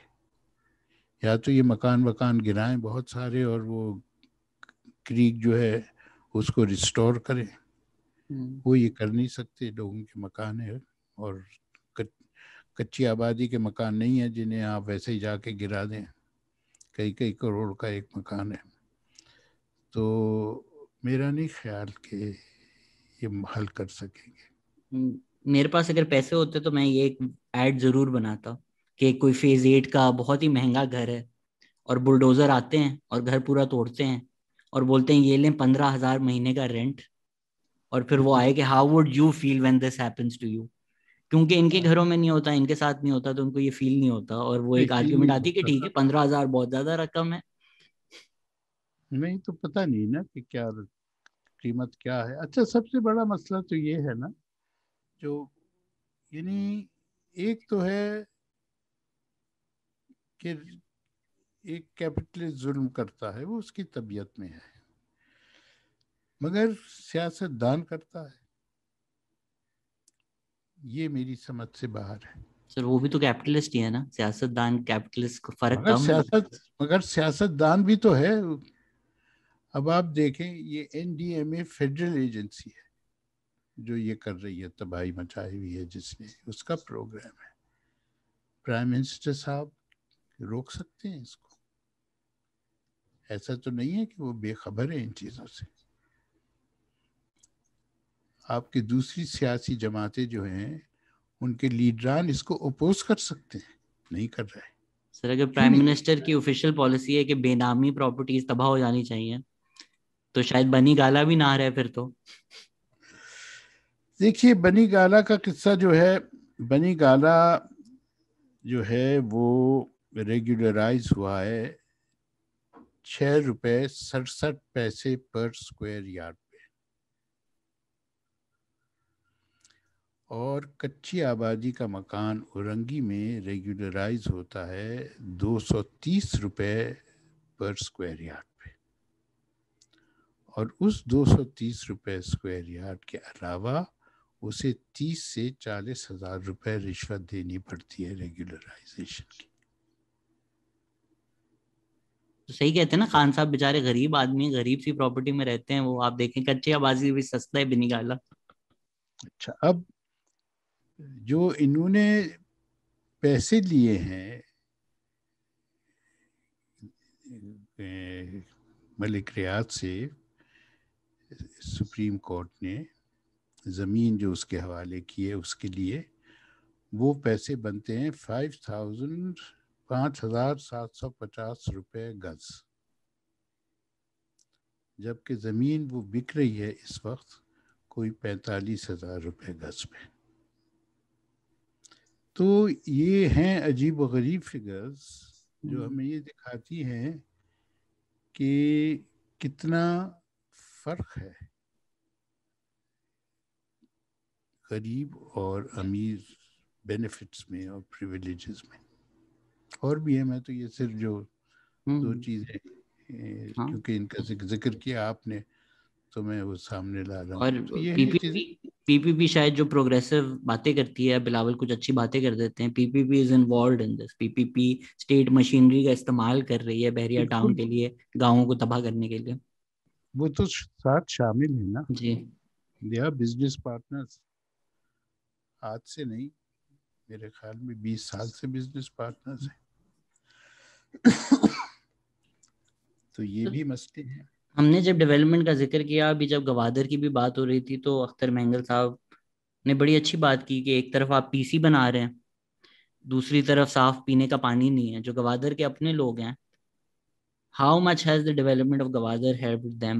تو ہم بڑے خوش ہوتے ہیں کراچی سے اگر آپ جائیں پی سی میں رہیں، بولیں یار کیا خوبصورتی ہے، اسٹیڈیم کی تصویریں وائرل ہو رہی ہیں، بٹ گوادر کے اپنے لوگوں کو اس کی کیا مدد ملی ہے؟ سو یہ جو ڈیولپمنٹ کا نعرہ پاکستان میں لگتا ہے، development without the people, development that does not help the people, is that even development? نہیں، اٹ از ناٹ ڈیولپمنٹ. دیکھیے، ایک تو یہ ہوا ہے کہ یہ نیو لبرلزم نے پلاننگ کو ختم کر دیا. پہلے تو ایسا ہوتا تھا کہ ایک پلان بنتا تھا، اس کے تحت پروجیکٹ بنتے تھے. اب یہ ہوتا ہے کہ پروجیکٹ بنتے ہیں، پلان نہیں بنتے. اور اس کی وجہ یہ ہے کہ ایک تو لارا لگا دیا نیو لبرلزم نے کہ it is not the business of the state to do business. Public private partnership, وہ بزنس نہیں کر سکتا، اس کا کام نہیں ہے بزنس کرنا، اس کا کام نہیں ہے سروسز ڈیلیور کرنا. تو یہ دو چیزیں، اس کا کام نہیں ہے انفراسٹرکچر ڈیولپ کرنا. یہ ہوتا ہے through public private enterprise, international tender کے تھرو، یا یہ ڈائریکٹ فارن انویسٹمنٹ سے ہوتا ہے.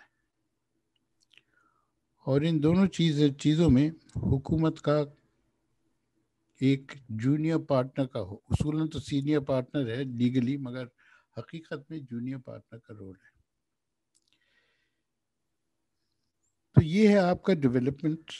تو پلاننگ جو ہے اس کو پروجیکٹس نے ریپلیس کر دیا ہے، اور یہ ساری دنیا میں ہے انفارچونیٹلی، علاوہ ان ممالک نے جنہوں نے اس کے خلاف سٹینڈ لیا ہے اور اس پہ نیگوشیٹ کیا ہے کامیابی سے. جو بہت کم ممالک ہیں ایسے جو کہ مقروض ہیں جو یہ کر سکے. ہم مقروض ہیں، ہم نہیں کر سکے، اور ہم نے کوشش بھی نہیں کی کرنے کی. حقیقت تو یہ ہے. تو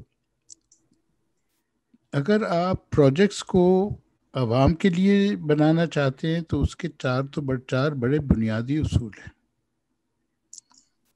جو میں مستقل جن کے بارے میں لکھتا بھی رہا ہوں، اور کچھ حکومت کے سے جو تھوڑا بہت واسطہ پڑا کراچی اسٹریٹجک ڈیولپمنٹ پلان کے دوران، تو اس میں بھی ان کو سامنے رکھا کئی دفعے. ایک اصول تو یہ ہے کہ پروجیکٹ کو، کوئی بھی پروجیکٹ ہو، شہر جس علاقے میں ہے اس علاقے کی ایکولوجی کو وہ نقصان نہ پہنچائے پروجیکٹ. نمبر 2 کہ پروجیکٹ جو ہے اس کو اصل معنوں میں فائدہ غریب کو اور لو مڈل کلاس کو پہنچانا چاہیے. نمبر 3 کہ زمین کا استعمال جو ہے وہ سماجی اور انوائرمنٹل بنیاد پہ کرنا چاہیے، صرف زمین کی قیمت پہ نہیں. ہم یہ نہیں کہتے کہ زمین کی قیمت اہمیت نہیں رکھتی، مگر صرف زمین کی قیمت پہ نہیں. اور آخر میں کہ جو ورثہ ہے ان کمیونٹیز کا جو شہر میں رہتی ہیں، اس ورثے کو ہر قسم کا، خاص طور سے جو ثقافتی ورثہ ہے، اس کو سہارا دینے کی ضرورت ہے. اگر آپ 4 اصول یہ اپنا لیں تو آپ کی ڈیولپمنٹ کا طریقہ کار جو ہے وہ تبدیل ہو جائے گا. تو ایک جگہ میں نے یہ پیش کیا، تو وہاں ایشین ڈیولپمنٹ بینک کے ایک صاحب بیٹھے تھے اور انہوں نے میرے سے کہا کہ عارف، with these 4 points there will be no projects. یہ اپنا لیں گے ہم تو کوئی پروجیکٹ نہیں ہوں گے. یعنی مطلب یہ کہ کوئی پیسے نہیں دے گا، مگر یہ 4 چیزیں ہوں گی آپ کی ڈیولپمنٹ تبدیل ہو جائے گی. یہ بہت بڑی چیزیں ہیں، مگر یہی ہے، یہ نہیں ہوگا، اس کے لیے لڑنا پڑے گا. تو سر اگر کوئی جو ریئلسٹ یا جو کیپٹلسٹ ہیں وہ اگر یہ آرگیو کریں کہ نہیں جی اکانومی دیکھیں، جی ڈی پی دیکھیں، جس طرح عمران خان نے بھی ریسنٹلی بھی کہا کہ آئی لینڈ بس پڑے ہوئے ہیں، کوئی ان کا استعمال نہیں کر رہا، لوگ رہ رہے ہیں ان آئی لینڈ پر، لوگوں کی آبادی ہے، لوگوں کے خاندان ہے، بٹ کیونکہ وہ پروفٹ میکنگ انٹرپرائزز شاید نہیں ہیں، تو کیپٹلسٹ ان کو ایسے دیکھتے ہیں کہ بس یہ تو پڑی ہوئی ہے زمین، یہ تو ہمیں بس حاصل کرنی ہے جا کر کے، جس طرح کانکررز یا کالونائزرز دیکھتے ہیں، یہ اس طرح دیکھتے ہیں زمین کو. ہاں، زمین جو ہے وہ ایک کمیونٹی ایسٹ نہیں رہی، وہ ایک کموڈٹی ہے. جی، خرید فروخت آپ کرتے رہیں، اس سے پیسہ بناتے رہیں. دباؤ ہے بہت پاپولیشن کا، انہیں پتہ، پاپولیشن سے زیادہ پیسے کا دباؤ ہے. پیسہ ہے مارکیٹ میں یہ چیزیں خریدنے کے لیے، خرید کے لیے، رکھنے کے لیے رکھا رہے گا. آپ کے خیال میں یہ جو ایم آر کے فلیٹس ہیں یہ کتنے ایسے ہوں گے جن میں لوگ رہیں گے؟ بہت کم ہوں گے. آئیں گے 2 دن رہے، 1 ہفتے رہے، واپس دبئی چلے گئے، پھر آ گئے، کچھ عرصے بعد پھر رہ گئے. بہت سارے پڑے رہیں گے اسپیکولیشن کے لیے، قیمت بڑھ رہی ہے، بچہ بڑا ہوگا، اس کی شادی ہوگی، اس کو دے دیں گے. یہی ہے صورت. اور یہی چیزیں ہیں جن کو روکنے کی اور کنٹرول کرنے کی ضرورت ہے، اور بعض ملکوں نے کیا ہے. ہم بھی کر سکتے ہیں اگر ہمارے سیاستدان چاہیں تو، اسمبلی میں بیٹھ کے. مگر وہ کیوں چاہیں گے؟ وہ خود مالک ہیں ان زمینوں کے اور ان پراپرٹیز کے، اور ان کے پاس خود اتنا پیسہ ہے کہ وہ چاہیں گے کہ بندر آئلینڈ میں شیئر ان کا ہو شامل. سر یہ ابھی کسی نے امیج بھی پوسٹ کی کہ گجر نالہ کے جو انکروچمنٹس اراؤنڈ ہے اس میں مسجدیں بھی بہت زیادہ بنا دی گئی ہیں. ڈو یو فیل لائک کہ یہ اسٹریٹجی سے بنائی ہیں کہ مسجدیں توڑنا شاید زیادہ مشکل ہو؟ دیکھیں، عموماً بہت دفعے ایسا کیا گیا ہے، خاص طور سے 70s میں اور 80s میں بھی بہت حد تک، کہ اگر آپ کو ایک زمین کالونائز کرنی ہے، پہلے وہاں جا کے مسجد بنا لو. چند گھر لے جاؤ، 100 لوگوں کے گھر لے جاؤ اور ایک مسجد بنا لو. 100 غریب خاندان جمع کرو، ان کو چٹائی دو، ان کو بانس دو، ایک ٹریکٹر لے کے KMC کا کرائے پہ ایک ایکسیس روڈ بنا لو اور ٹینکر کا انتظام کر لو اور ایک مسجد بنا دو. بہت ساری مسجد جو ہیں وہ اسی سلسلے میں بنائی گئی ہیں، اور بہت ساری کچی آبادیاں بھی اسی طرح سے ڈیولپ ہوئی ہیں. اور اس میں لازمی بات ہے سپورٹ آپ کا ریونیو ڈپارٹمنٹ کر رہا ہے، KMC کر رہا ہے، پولیس کر رہا ہے، سب کر رہا ہے. سب کے حق میں تھا یہ. جب ہم انفارمل سیکٹر کہتے ہیں کہ یار یہ انفارمل سیکٹر ہے، ڈو یو فیل لائک یہ بھی ایک مس نومر ہے کہ انفارمل سیکٹر ہے وہ ان ریگولرائز ہے، لیکن گورنمنٹ ان سے پیسے بھی لیتی ہے, کسی نے وہ زمین ان کو بیچی بھی ہے, بجلی کے کنیکشنز بھی آ کے لگتے ہیں, وہ بجلی کا بل بھی دیتے ہیں, ساری گورنمنٹ جو پیسے دینے ہیں they're involved in that, but somehow they're unregularized and informal. دیکھیں ایک زمانے میں ہم کہہ سکتے تھے انفارمل سیکٹر, ہم یہ کہہ سکتے تھے انفارمل اکانومی, ہم یہ بھی کہہ سکتے تھے انفارمل سیٹلمنٹ, کیونکہ ایک فارمل سیٹلمنٹ کا کانسیپٹ تھا, ایک فارمل اکانومی کا کانسیپٹ تھا, اب تو نہیں ہے. اب آپ یہ دیکھیے, آپ کی بڑی بڑی فیکٹریاں ہیں, ان کی پیکیجنگ کی جو بکسے بنتے ہیں وہ کہاں بنتے ہیں؟ وہ تو چھوٹے چھوٹے گھروں میں اور ورک شاپ میں بنتے ہیں, وہ تو کسی بڑی فیکٹری میں نہیں بنتے, اس فیکٹری میں بھی نہیں بنتے. اسی طرح سے آپ کے گیسکٹ ہیں پمپس کے, کہاں بنتے ہیں؟ لوگوں کے گھروں میں بنتے ہیں, فیصل آباد میں.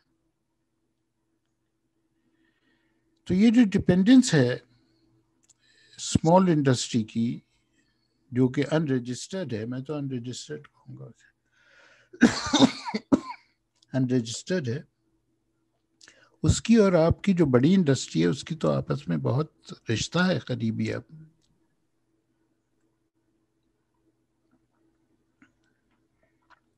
تو وہ انفارمل تو نہ رہی. سیٹلمنٹ پہ آ جائیے آپ, آپ کی ایک آبادی ہے, وہ کچی آبادی نوٹیفائی ہو جاتی ہے, جب وہ نوٹیفائی ہو گئی تو وہ انفارمل تو نہیں رہی. یعنی پرانے ڈیفینیشن سے وہ جب بھی انفارمل نہیں رہی. ایک مکان ہے, اس کو لیگل کنیکشن پانی کا ملا ہے, لیگل کنیکشن اس کو بجلی کا ملا ہے, لیگل کنیکشن اس کو گیس کا ملا ہے, اور مالک مکان کے نام پہ ملا ہے, مگر وہ مکان مالک کے رجسٹرار آف پراپرٹیز میں وہ اس کے نام پہ نہیں ہے, تو انفارمل تو نہیں ہے. تو یہ ایک ڈسکریمنیٹری ٹرمینالوجی ہے, اور یہ بدلے گی. پہلے جب میں نے کام شروع کیا تھا کہتے تھے بلیک اکانومی, اس کے بعد یہ ہو گئی آپ کی بلیک اکانومی کے بعد آپ نے کہا کہ اچھا ہے انڈر گراؤنڈ اکانومی, پھر یہ ہو گیا ایکسٹرا لیگل اکانومی, پھر یہ ہو گیا انفارمل اکانومی, اب یہ ہو جائے گی کچھ عرصے بعد پیپلز اکانومی. انفارچونیٹلی بلیک تو سب سے زیادہ جو یہ پلاٹ ہیں ڈی ایچ اے میں, جن لوگوں نے پلاٹ خرید کے رکھے ہوئے ہیں, آئی تھنک اس سے زیادہ بلیک منی تو کہیں پہ بھی نہیں ہے. صحیح کہہ رہے ہیں آپ. سر یہ ہمارے ایک دوست ہیں, فرینڈ آف دا پوڈ زمین کاسٹ. جی, زمین ہی میں جاتا ہے, بیشتر انلیگل پیسہ زمین میں جاتا ہے. بلکہ آپ کی جو افغانستان کے دوران جو جنگ تھی, جو اس کی ہیروئن ٹریڈ کا پیسہ تھا, تو آرمز ٹریڈ کا پیسہ تھا, جو نیٹو سپلائز کا پیسہ تھا, وہ سب ریئل اسٹیٹ میں گیا ہے. سر یہ تھوڑا مشکل کسی نے سوال پوچھا ہے, جیسے friend of the podcast آرام اظہر, he is a Marxist economist, تو یہ آپ دو پڑھے لکھے لوگ ہیں, یا آپ دونوں آپس میں بتائیں کیا ہے. وہ کہہ رہے ہیں what are your views of the work of David Harvey and how can his ideas be applied in Pakistan? دیکھیں ڈیوڈ ہاوے کا جہاں تک کام ہے, میں اس کی بہت عزت کرتا ہوں, خاص طور سے اس کی جو اسٹرکچر آف تھاٹ ہے. مگر ڈیوڈ ہاوے کے مسائل وہ نہیں ہیں, وہ ان مسئلوں پہ وہ نہیں ڈیل کرتا جو ہمارے بہت سارے مسائل ہیں. مثلا میں اگر ایشوز اٹھاؤں کہ یہ جو پولیٹیکل سٹرکچرز ہیں جو آپ کی ڈیولپمنٹ کو ڈٹرمن کرتے ہیں بہت حد تک, وہ ڈیوڈ ہاوے کے کام میں سامنے نہیں آتے.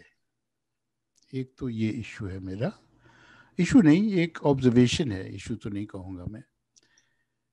دوسرا یہ ہے کہ یہ جو اکانومی ہے کنسٹرکشن کی خاص طور سے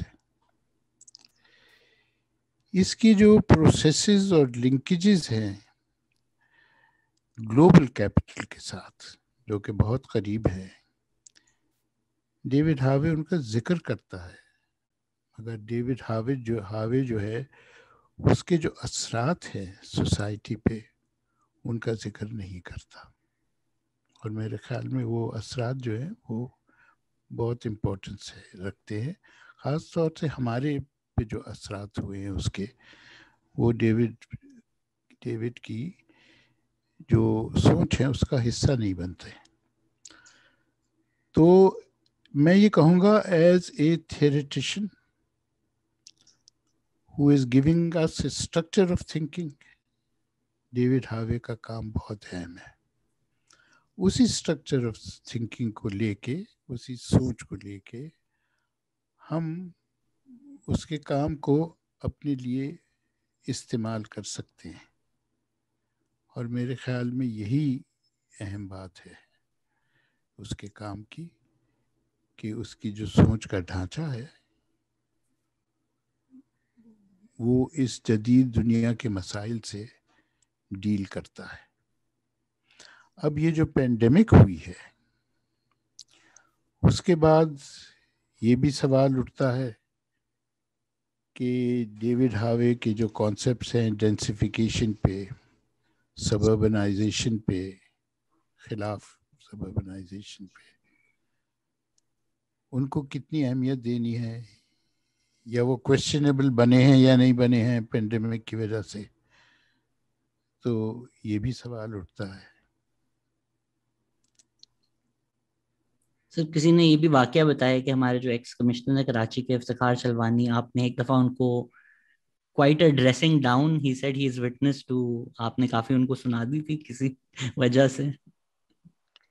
نہیں، میں نے مجھے تو یاد نہیں کہ میں نے سنائی تھی، ایک دفعہ ہاں شاید آئی بی اے میں کچھ تھا تو وہاں سنا کیا دیا تھا، میں نے صرف حقیقت بیان کی تھی۔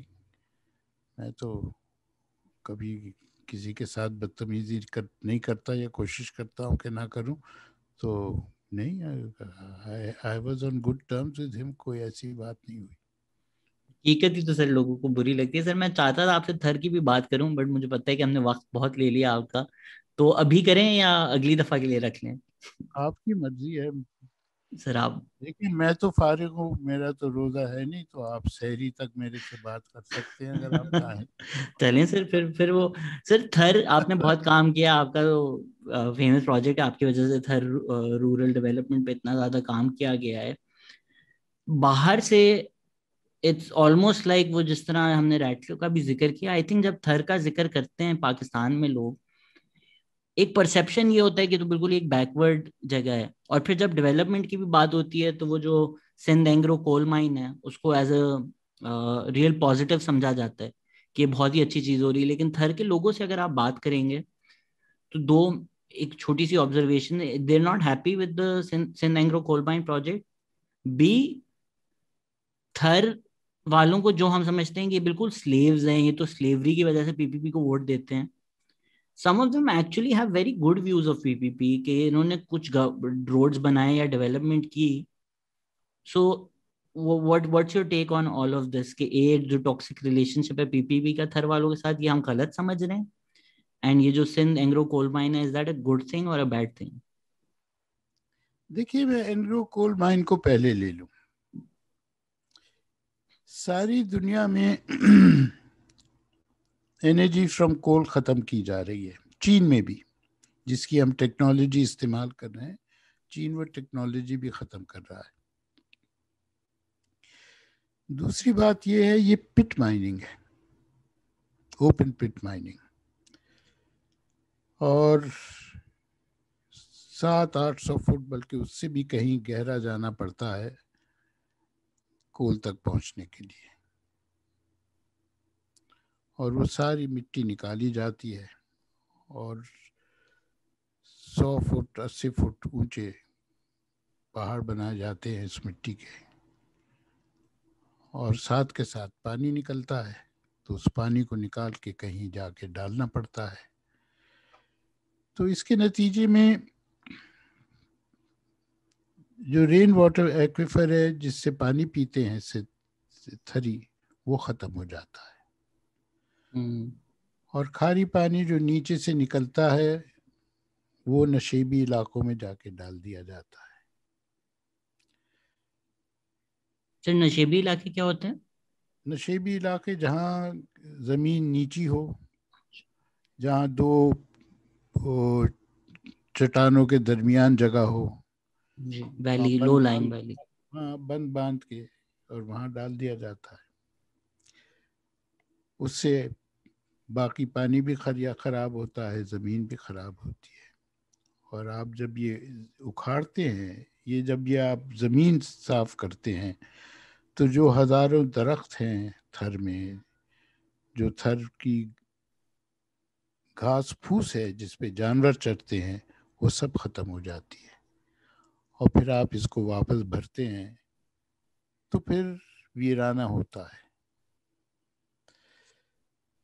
تو ایک تو لوگوں کی گاؤچر زمینیں جاتی ہیں، ان کا پانی جاتا ہے، ان کے گاؤں جاتے ہیں، ان کی تاریخ جاتی ہے، ان کا کلچر جاتا ہے، مگر بجلی بنتی ہے۔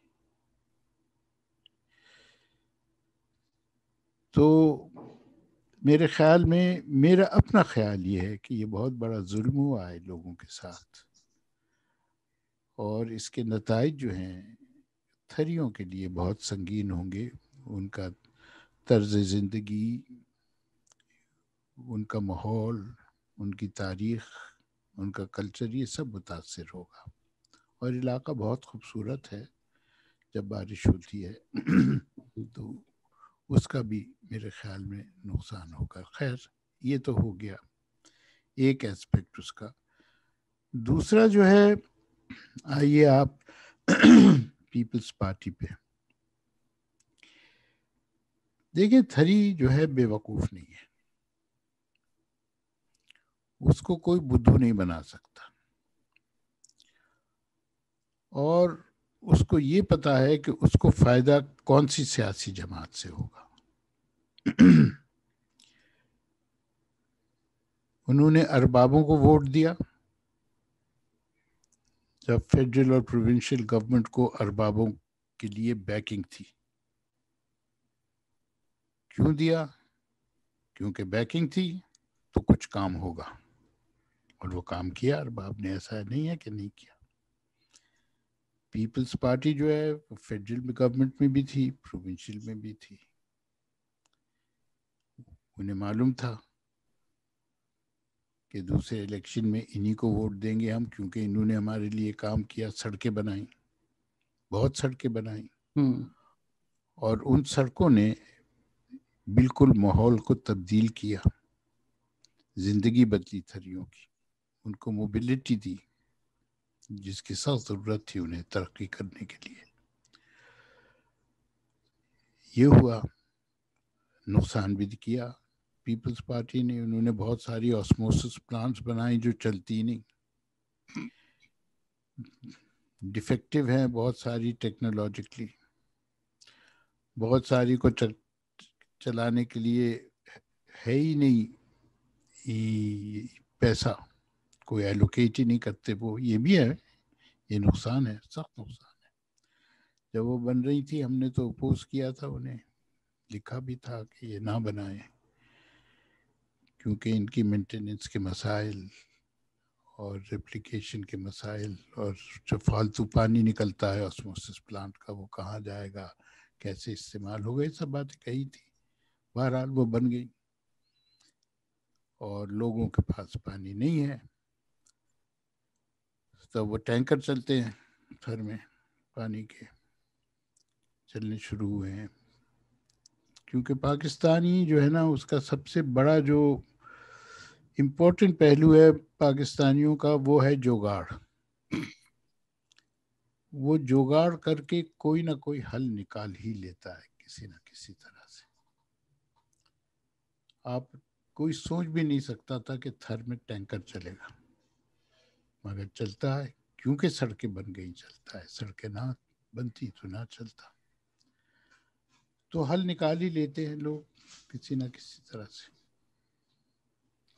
یہ شاید میں آؤٹ سائڈر لینس ہے، بٹ جب میں تھر گیا، میں لوگوں سے ملا، باتیں باتیں کی، آئی فیلٹ کہ وہاں جینڈر موبلٹی کافی تھی in terms of women going out of the house and roaming in public spaces. You so more women in public spaces and probably even Karachi. یہ میں بہت ایک دو دن کے لیے گیا تھا، تو میری بالکل ہی as an outsider observation یہ ہے. جنرل آپ سے میں یہ سوال پوچھنا چاہوں گا کہ یہ کتنی چیز امپورٹنٹ ہے اور اس کو ہم اہمیت نہیں دیتے. آپ کافی جینڈر پہ بھی بات کرتے ہیں. Public mobility of women, how important is that? دیکھیں پبلک موبلٹی تھر میں شہروں میں تو ہے نہیں، بہت تھوڑی ہے، مگر دیہاتوں میں ہے. اور دیہاتوں میں اس واسطے ہے کیونکہ عورتوں کا کام ہے. پانی لاتی ہیں، پانی نکالتی ہیں، جانوروں کو چراتی ہیں، ان کی دیکھ بھال کرتی ہیں، کھیتی باڑی میں مدد کرتی ہیں. تو یہ موبلٹی ہے عورتوں کی. سیگریگیشن گاؤں میں اتنی نہیں ہے، گاؤں کے باہر ہے، گھونگھٹ نکالیں گی ہمیشہ. اب وہ بھی گھٹتا جا رہا ہے. تھر میں جو بڑی تبدیلی آئی ہے میرے دیکھتے دیکھتے پچھلے 30-40 سال میں، وہ تعلیم یافتہ خواتین سامنے آئی ہیں اور وہ رول ماڈل بنتی جا رہی ہیں. صرف میٹرک ویٹرک کا مسئلہ نہیں ہے، یہ بیچلرز بھی ہیں، ماسٹرز بھی ہیں، اور اس کے مسائل بھی ہیں. پڑھی لکھی عورت سے کون شادی کرے گا، اور پڑھی لکھی عورت کون جائے، کس جاہل کے ساتھ شادی یہ کرے گی. مسائل تو نہیں، تو فائدہ ہی ہے اگر وہ پڑھی بہرحال لکھی عورت بچ جائے کسی ریگریسو مرد سے. آئی تھنک یہ تو بہت بڑا فائدہ ہے پوری سوسائٹی کے لیے بھی، اس عورت کے لیے بھی. نہیں، یہ تو ان کے لیے تو مسائل ہیں نا. یہ for them these are serious problems. اور یہی مسئلے میرے خیال میں ناردرن ایریاز میں بھی میں نے دیکھے. وہاں تو بہت حد تک یہ حل ہو چکا مسئلہ، اور ابتدا میں وہاں بھی یہی مسئلے تھے. تو موبلٹی تو ہے. اب یہ جو پروگرام ہے TRDP کا، رورل سپورٹ پروگرام کا، اس کے تحت خواتین کو یہ اسلام آباد بھی لے جاتی ہیں. پہلے کوئی سوچ بھی نہیں سکتا تھا کہ جا سکتی ہے، سوال ہی پیدا نہیں ہوتا. میٹنگز میں جاتی ہیں مٹھی گاؤں دیہاتوں سے، اسلام کورٹ جاتی ہیں. یہ چیزیں پہلے ہوتی نہیں تھی. یہ تبدیلی میں نے دیکھی ہے ہوتے ہوتے سامنے ہوئی ہے میری.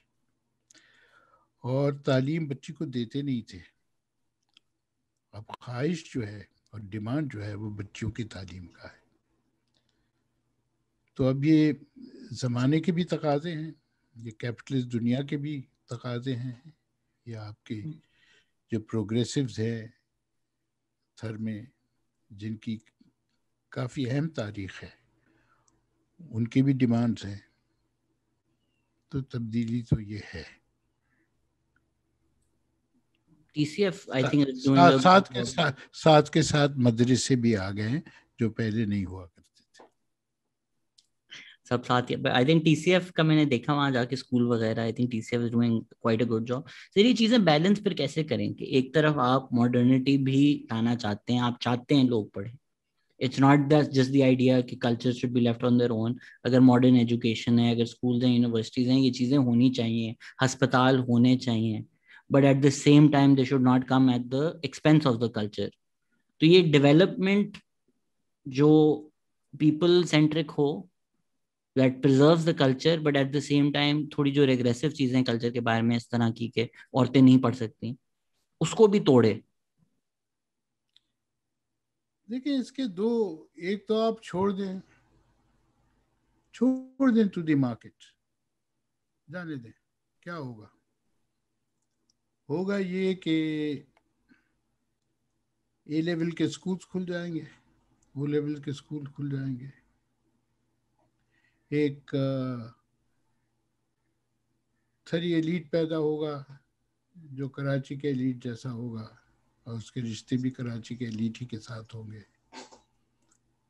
اور ساری society will be divided like in the rest of Pakistan.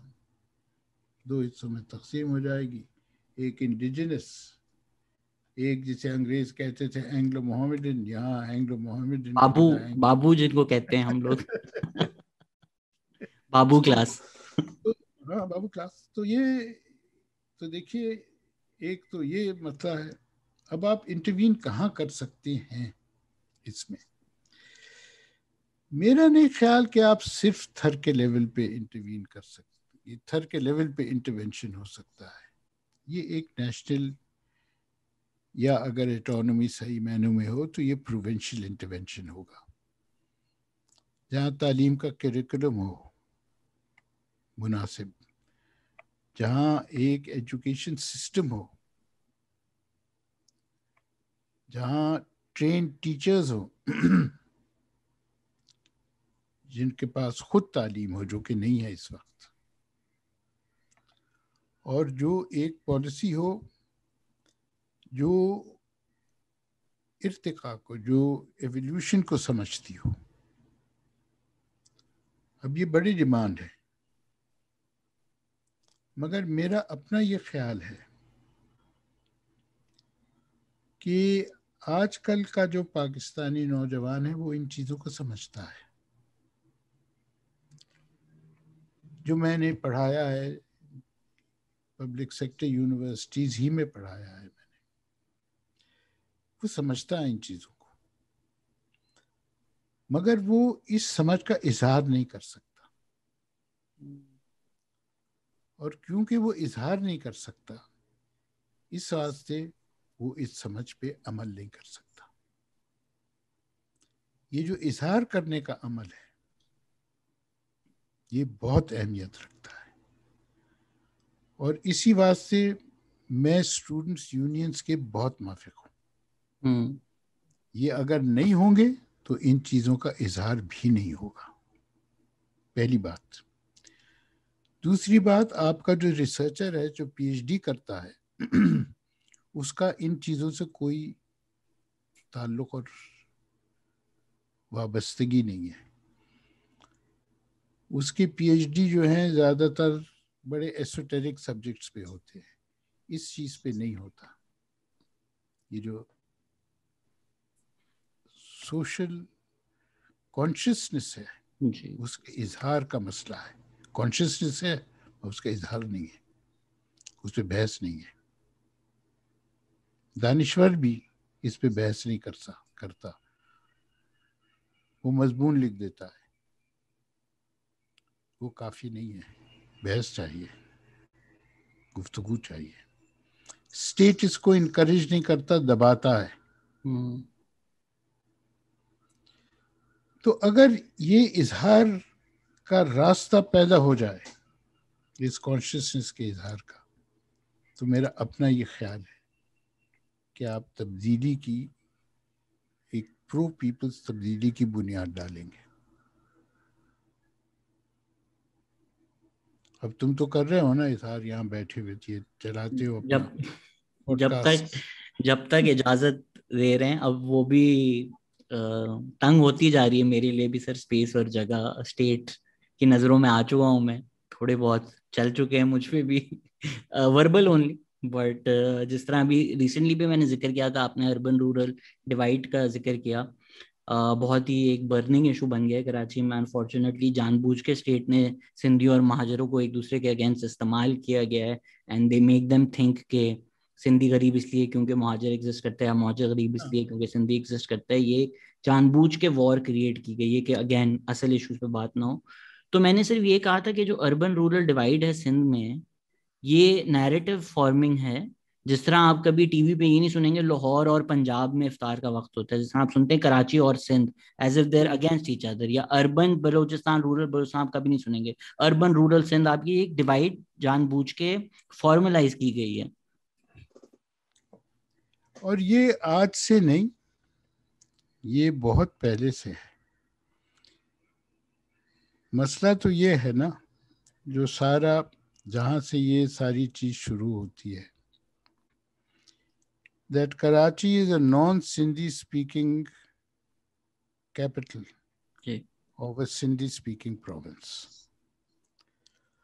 اور یہاں جتنی ضرورت ہے دونوں چیز تو اس کو پاس لانے کو کیپٹل کو اور پروونس کو اتنے ہی اسے دور کیا جا رہا ہے.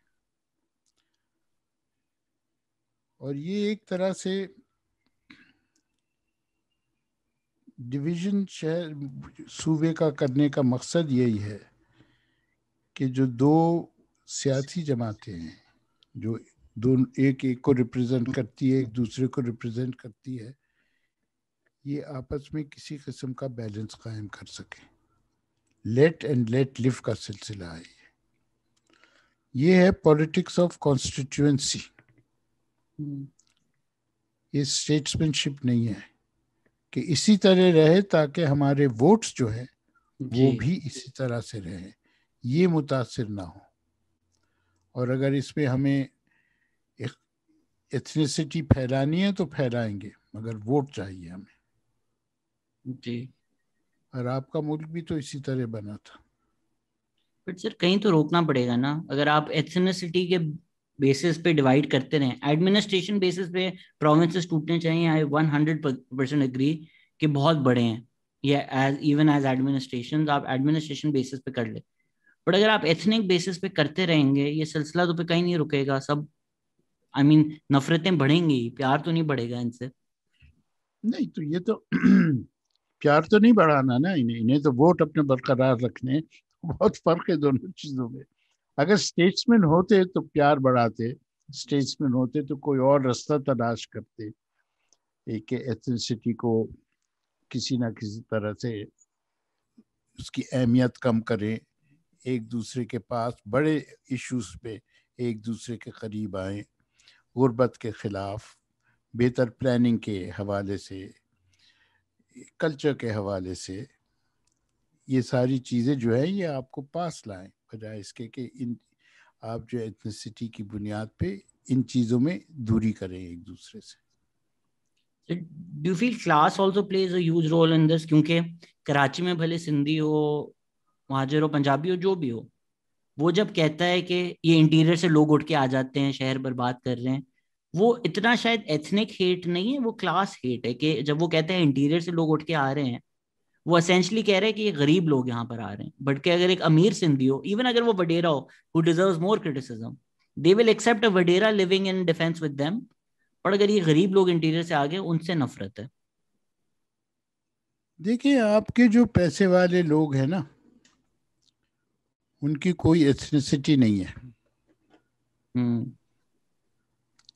یہ کوئی نہ کوئی رشتہ آپس میں قائم کر لیتے ہیں.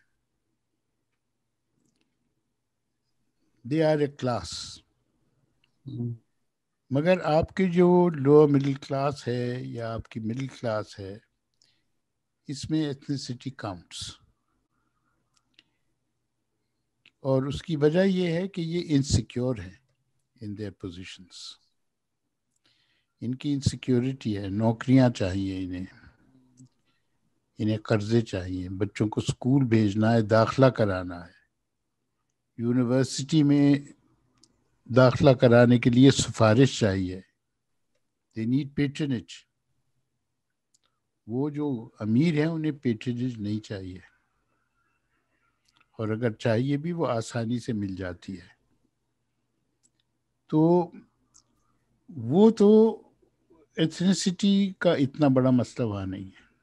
مگر جہاں ضروریات ہیں اور پیٹرنیج کی ضرورت ہے وہاں تو چاہیے پیٹرنیج.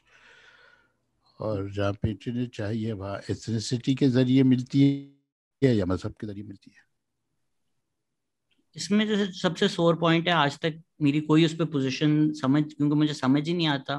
آئی ریئلائز کہ جس طرح اپارتھائڈ کے بعد پازیٹیو ڈسکرمنیشن ہوئی تھی, آئی ریئلائز کہ ایکوٹی ڈیمانڈس کہ جو لوگ پیچھے رہ گئے ہیں ان کے ساتھ پازیٹیو ڈسکرمنیشن ہونی چاہیے, ویدر دیٹس تھرو جینڈر یا جینڈر کوٹا ہوتا ہے.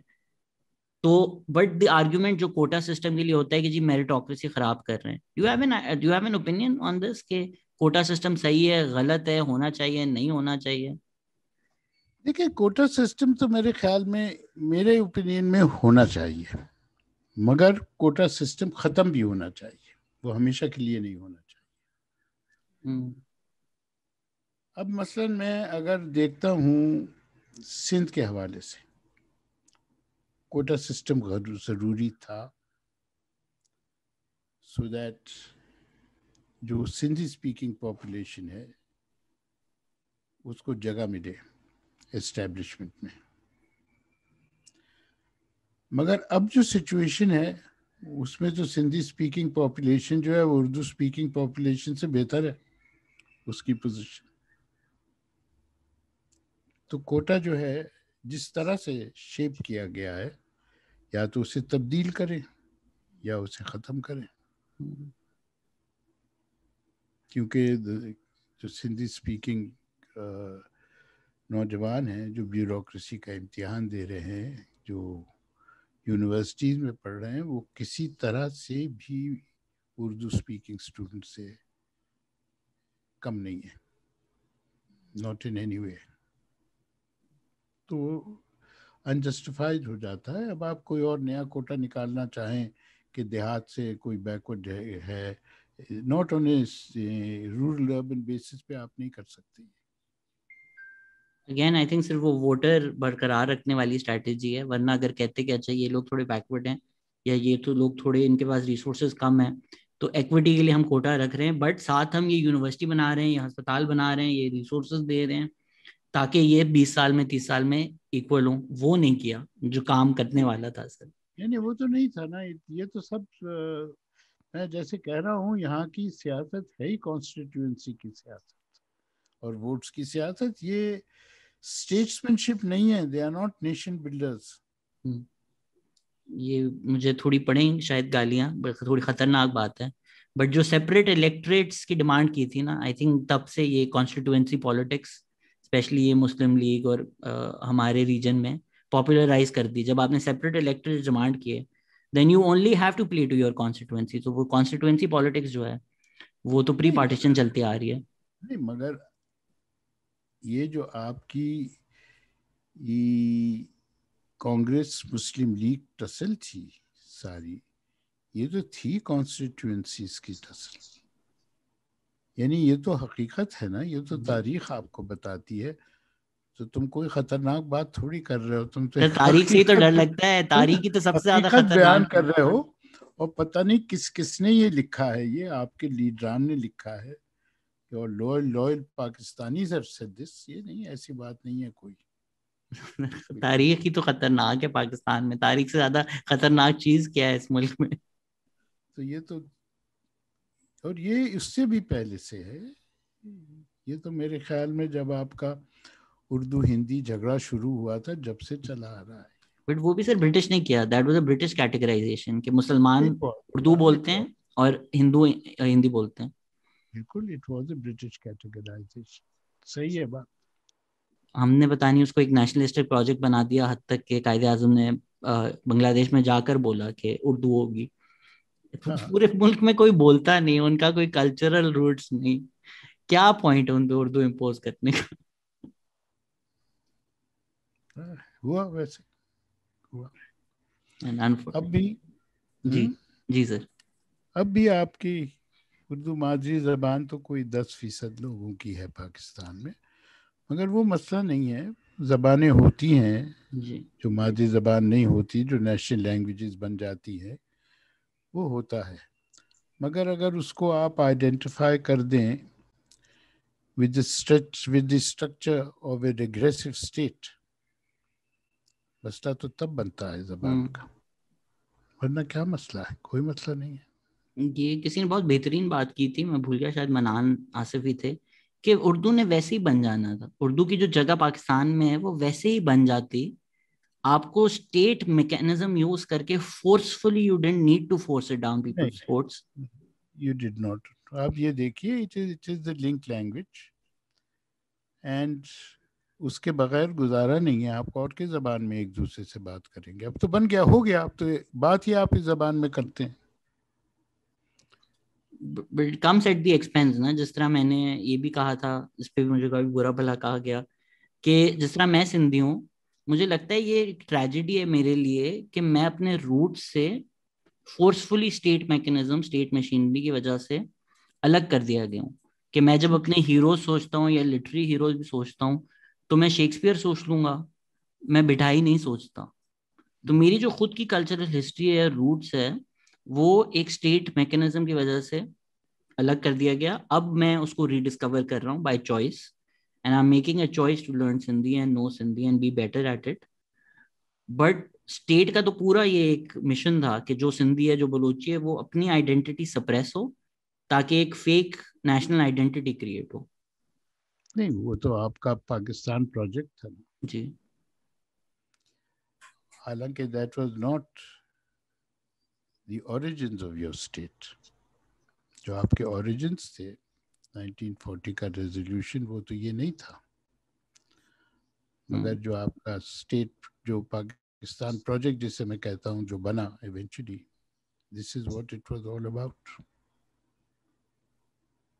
اس کا تو تھوڑا ملبہ yes it's always existed, but I think Zia نے اس کو مین اسٹریم بہت زیادہ کر دیا. So even things like Muhammad bin Qasim کو ہیرو بنانا اور یہ سب, یہ ضیاء کے ٹائم میں انٹرینچ زیادہ ہوا یہ. بھئی آپ محمد بن قاسم کے بارے میں سچ تو بولتے نہیں. وہ ساری کہانی جو ہے اس کے بھی تو 3 پہلو ہیں. آپ تو ایک ہی پہلو کا ذکر کرتے ہیں. What about the other 2؟ اس کے آنے سے پہلے کیا ہوا اور اس کے جانے کے بعد کیا ہوا, یہ بھی تو امپورٹنٹ پہلو ہے.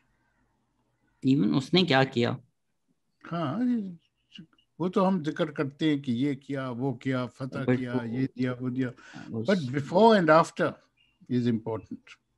بٹ سر اس فتح کے چکر میں کتنے لوگوں کے ساتھ کتنی زیادتی ہوئی, وہ ہماری تاریخ کا حصہ نہیں ہے. نہیں, وہ نہیں ہو سکتی نا. یہ وقت لگے گا ان چیزوں میں. مجھے تو یقین ہے کہ یہ چیزیں کویسچن ہوں گی. مجھے یقین ہے کہ اس کی وجہ کے نتیجے میں سوچ میں بھی تبدیلی آئے گی, اور اس سوچ کی تبدیلی کی وجہ سے اور مزید ان چیزوں کو کریدا جائے گا. انشاءاللہ سر, انشاءاللہ یہ تبدیلی آئے, انشاءاللہ چیزیں بہتر ہوں. بہت مزہ آتا ہے سر آپ سے بات کر کے. انشاءاللہ ہم یہ 2-3 مہینے کرتے ہیں, ہر 2-3 مہینے بعد, تاکہ ایک سیریز بن سکے. ایک بہت ہی اچھا خوبصورت سوال آیا تھا, تو میں آخری آپ سے بس وہی پوچھنا چاہوں گا. ڈائریکٹ ہی کسی نے سمری کر کے تشریح میں ایک سوال پوچھا ہے, آسک ہم از دیر اینی ہوپ.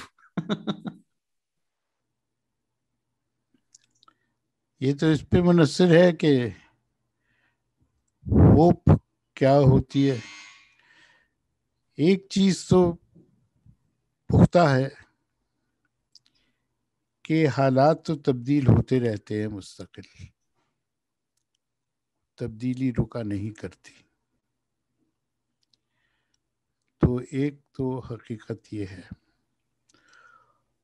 اور ہوپ سے مراد اگر یہ ہے کہ ایک بہتر ملک قائم ہو جائے, ہوپ سے مراد یہ ہے کہ تعلقات جو ہیں مختلف کلاسز کے اور اسٹیٹ کے, خاص طور سے مختلف کلاسز کے ساتھ وہ زیادہ ایکویٹیبل ہو جائیں, تو ہاں ہوپ ہے, مجھے نظر آتا ہے. اور شاید میں نے پچھلی دفعہ بھی کہا تھا کہ میں تو نہیں دیکھوں گا یہ, مگر تم لوگ ضرور دیکھو گے تبدیلی. شاید تکلیف دہ ہو, مگر آخر میں میرے خیال میں وہ تبدیلی جو ہے جب مستحکم ہوگی تو ایک بہتر ملک اور ایک بہتر معاشرہ بنے گا. مگر اس کے لیے یہ ضروری ہے کہ دنیا میں جو بڑی بڑی تبدیلیاں آ رہی ہیں ان کو نظر انداز نہ کرو. جو ہم کرتے آئے ہیں پچھلے 30-40 سال سے, ان کو نظر انداز مت کرو. میں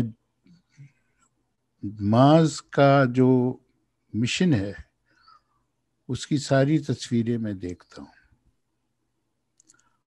اور میں یہ سوچتا ہوں کاش میں اتنی لمبی عمر ہوتی میری اور میرے پاس اتنا پیسہ ہوتا, دونوں چیزیں, کہ میں اسپیس کرافٹ میں بیٹھ کے مارس چلا جاتا. تو یہ آج کی حقیقت ہے، اس کو نظر انداز مت کرو. زبردست. انشاءاللہ یہ تبدیلی آئے گی. فیض صاحب کو تھوڑا اگر ہم ریورٹ کریں تو یہ داغ داغ اجالا، یہ شب قصیدہ سحر، یہ وہ تبدیلی تو نہیں ہے جس کی آرزو لیے چلے تھے مینار پاکستان پی ٹی آئی کو ووٹ دیتے ہیں. تبدیلی کا لفظ تھوڑا خراب ہو چکا ہے پاکستانی کانٹیکس پر. انشاءاللہ اچھی تبدیلی آئے گی، ملک بہتر ہوگا. ماریہ فاروق ہے اسلام آباد سے، انہوں نے صرف یہ کہا ہے کہ آپ کو بتا دوں آپ ان کے فیورٹ ہے، تو میں نے ان کا پیغام آپ تک پہنچا دیا ہے. بہت بہت بہت شکریہ ان کا، بہت شکریہ. Thank you sir, thank you, آپ نے وقت دیا. And thank you everybody listening. Take care. خدا حافظ. اللہ حافظ.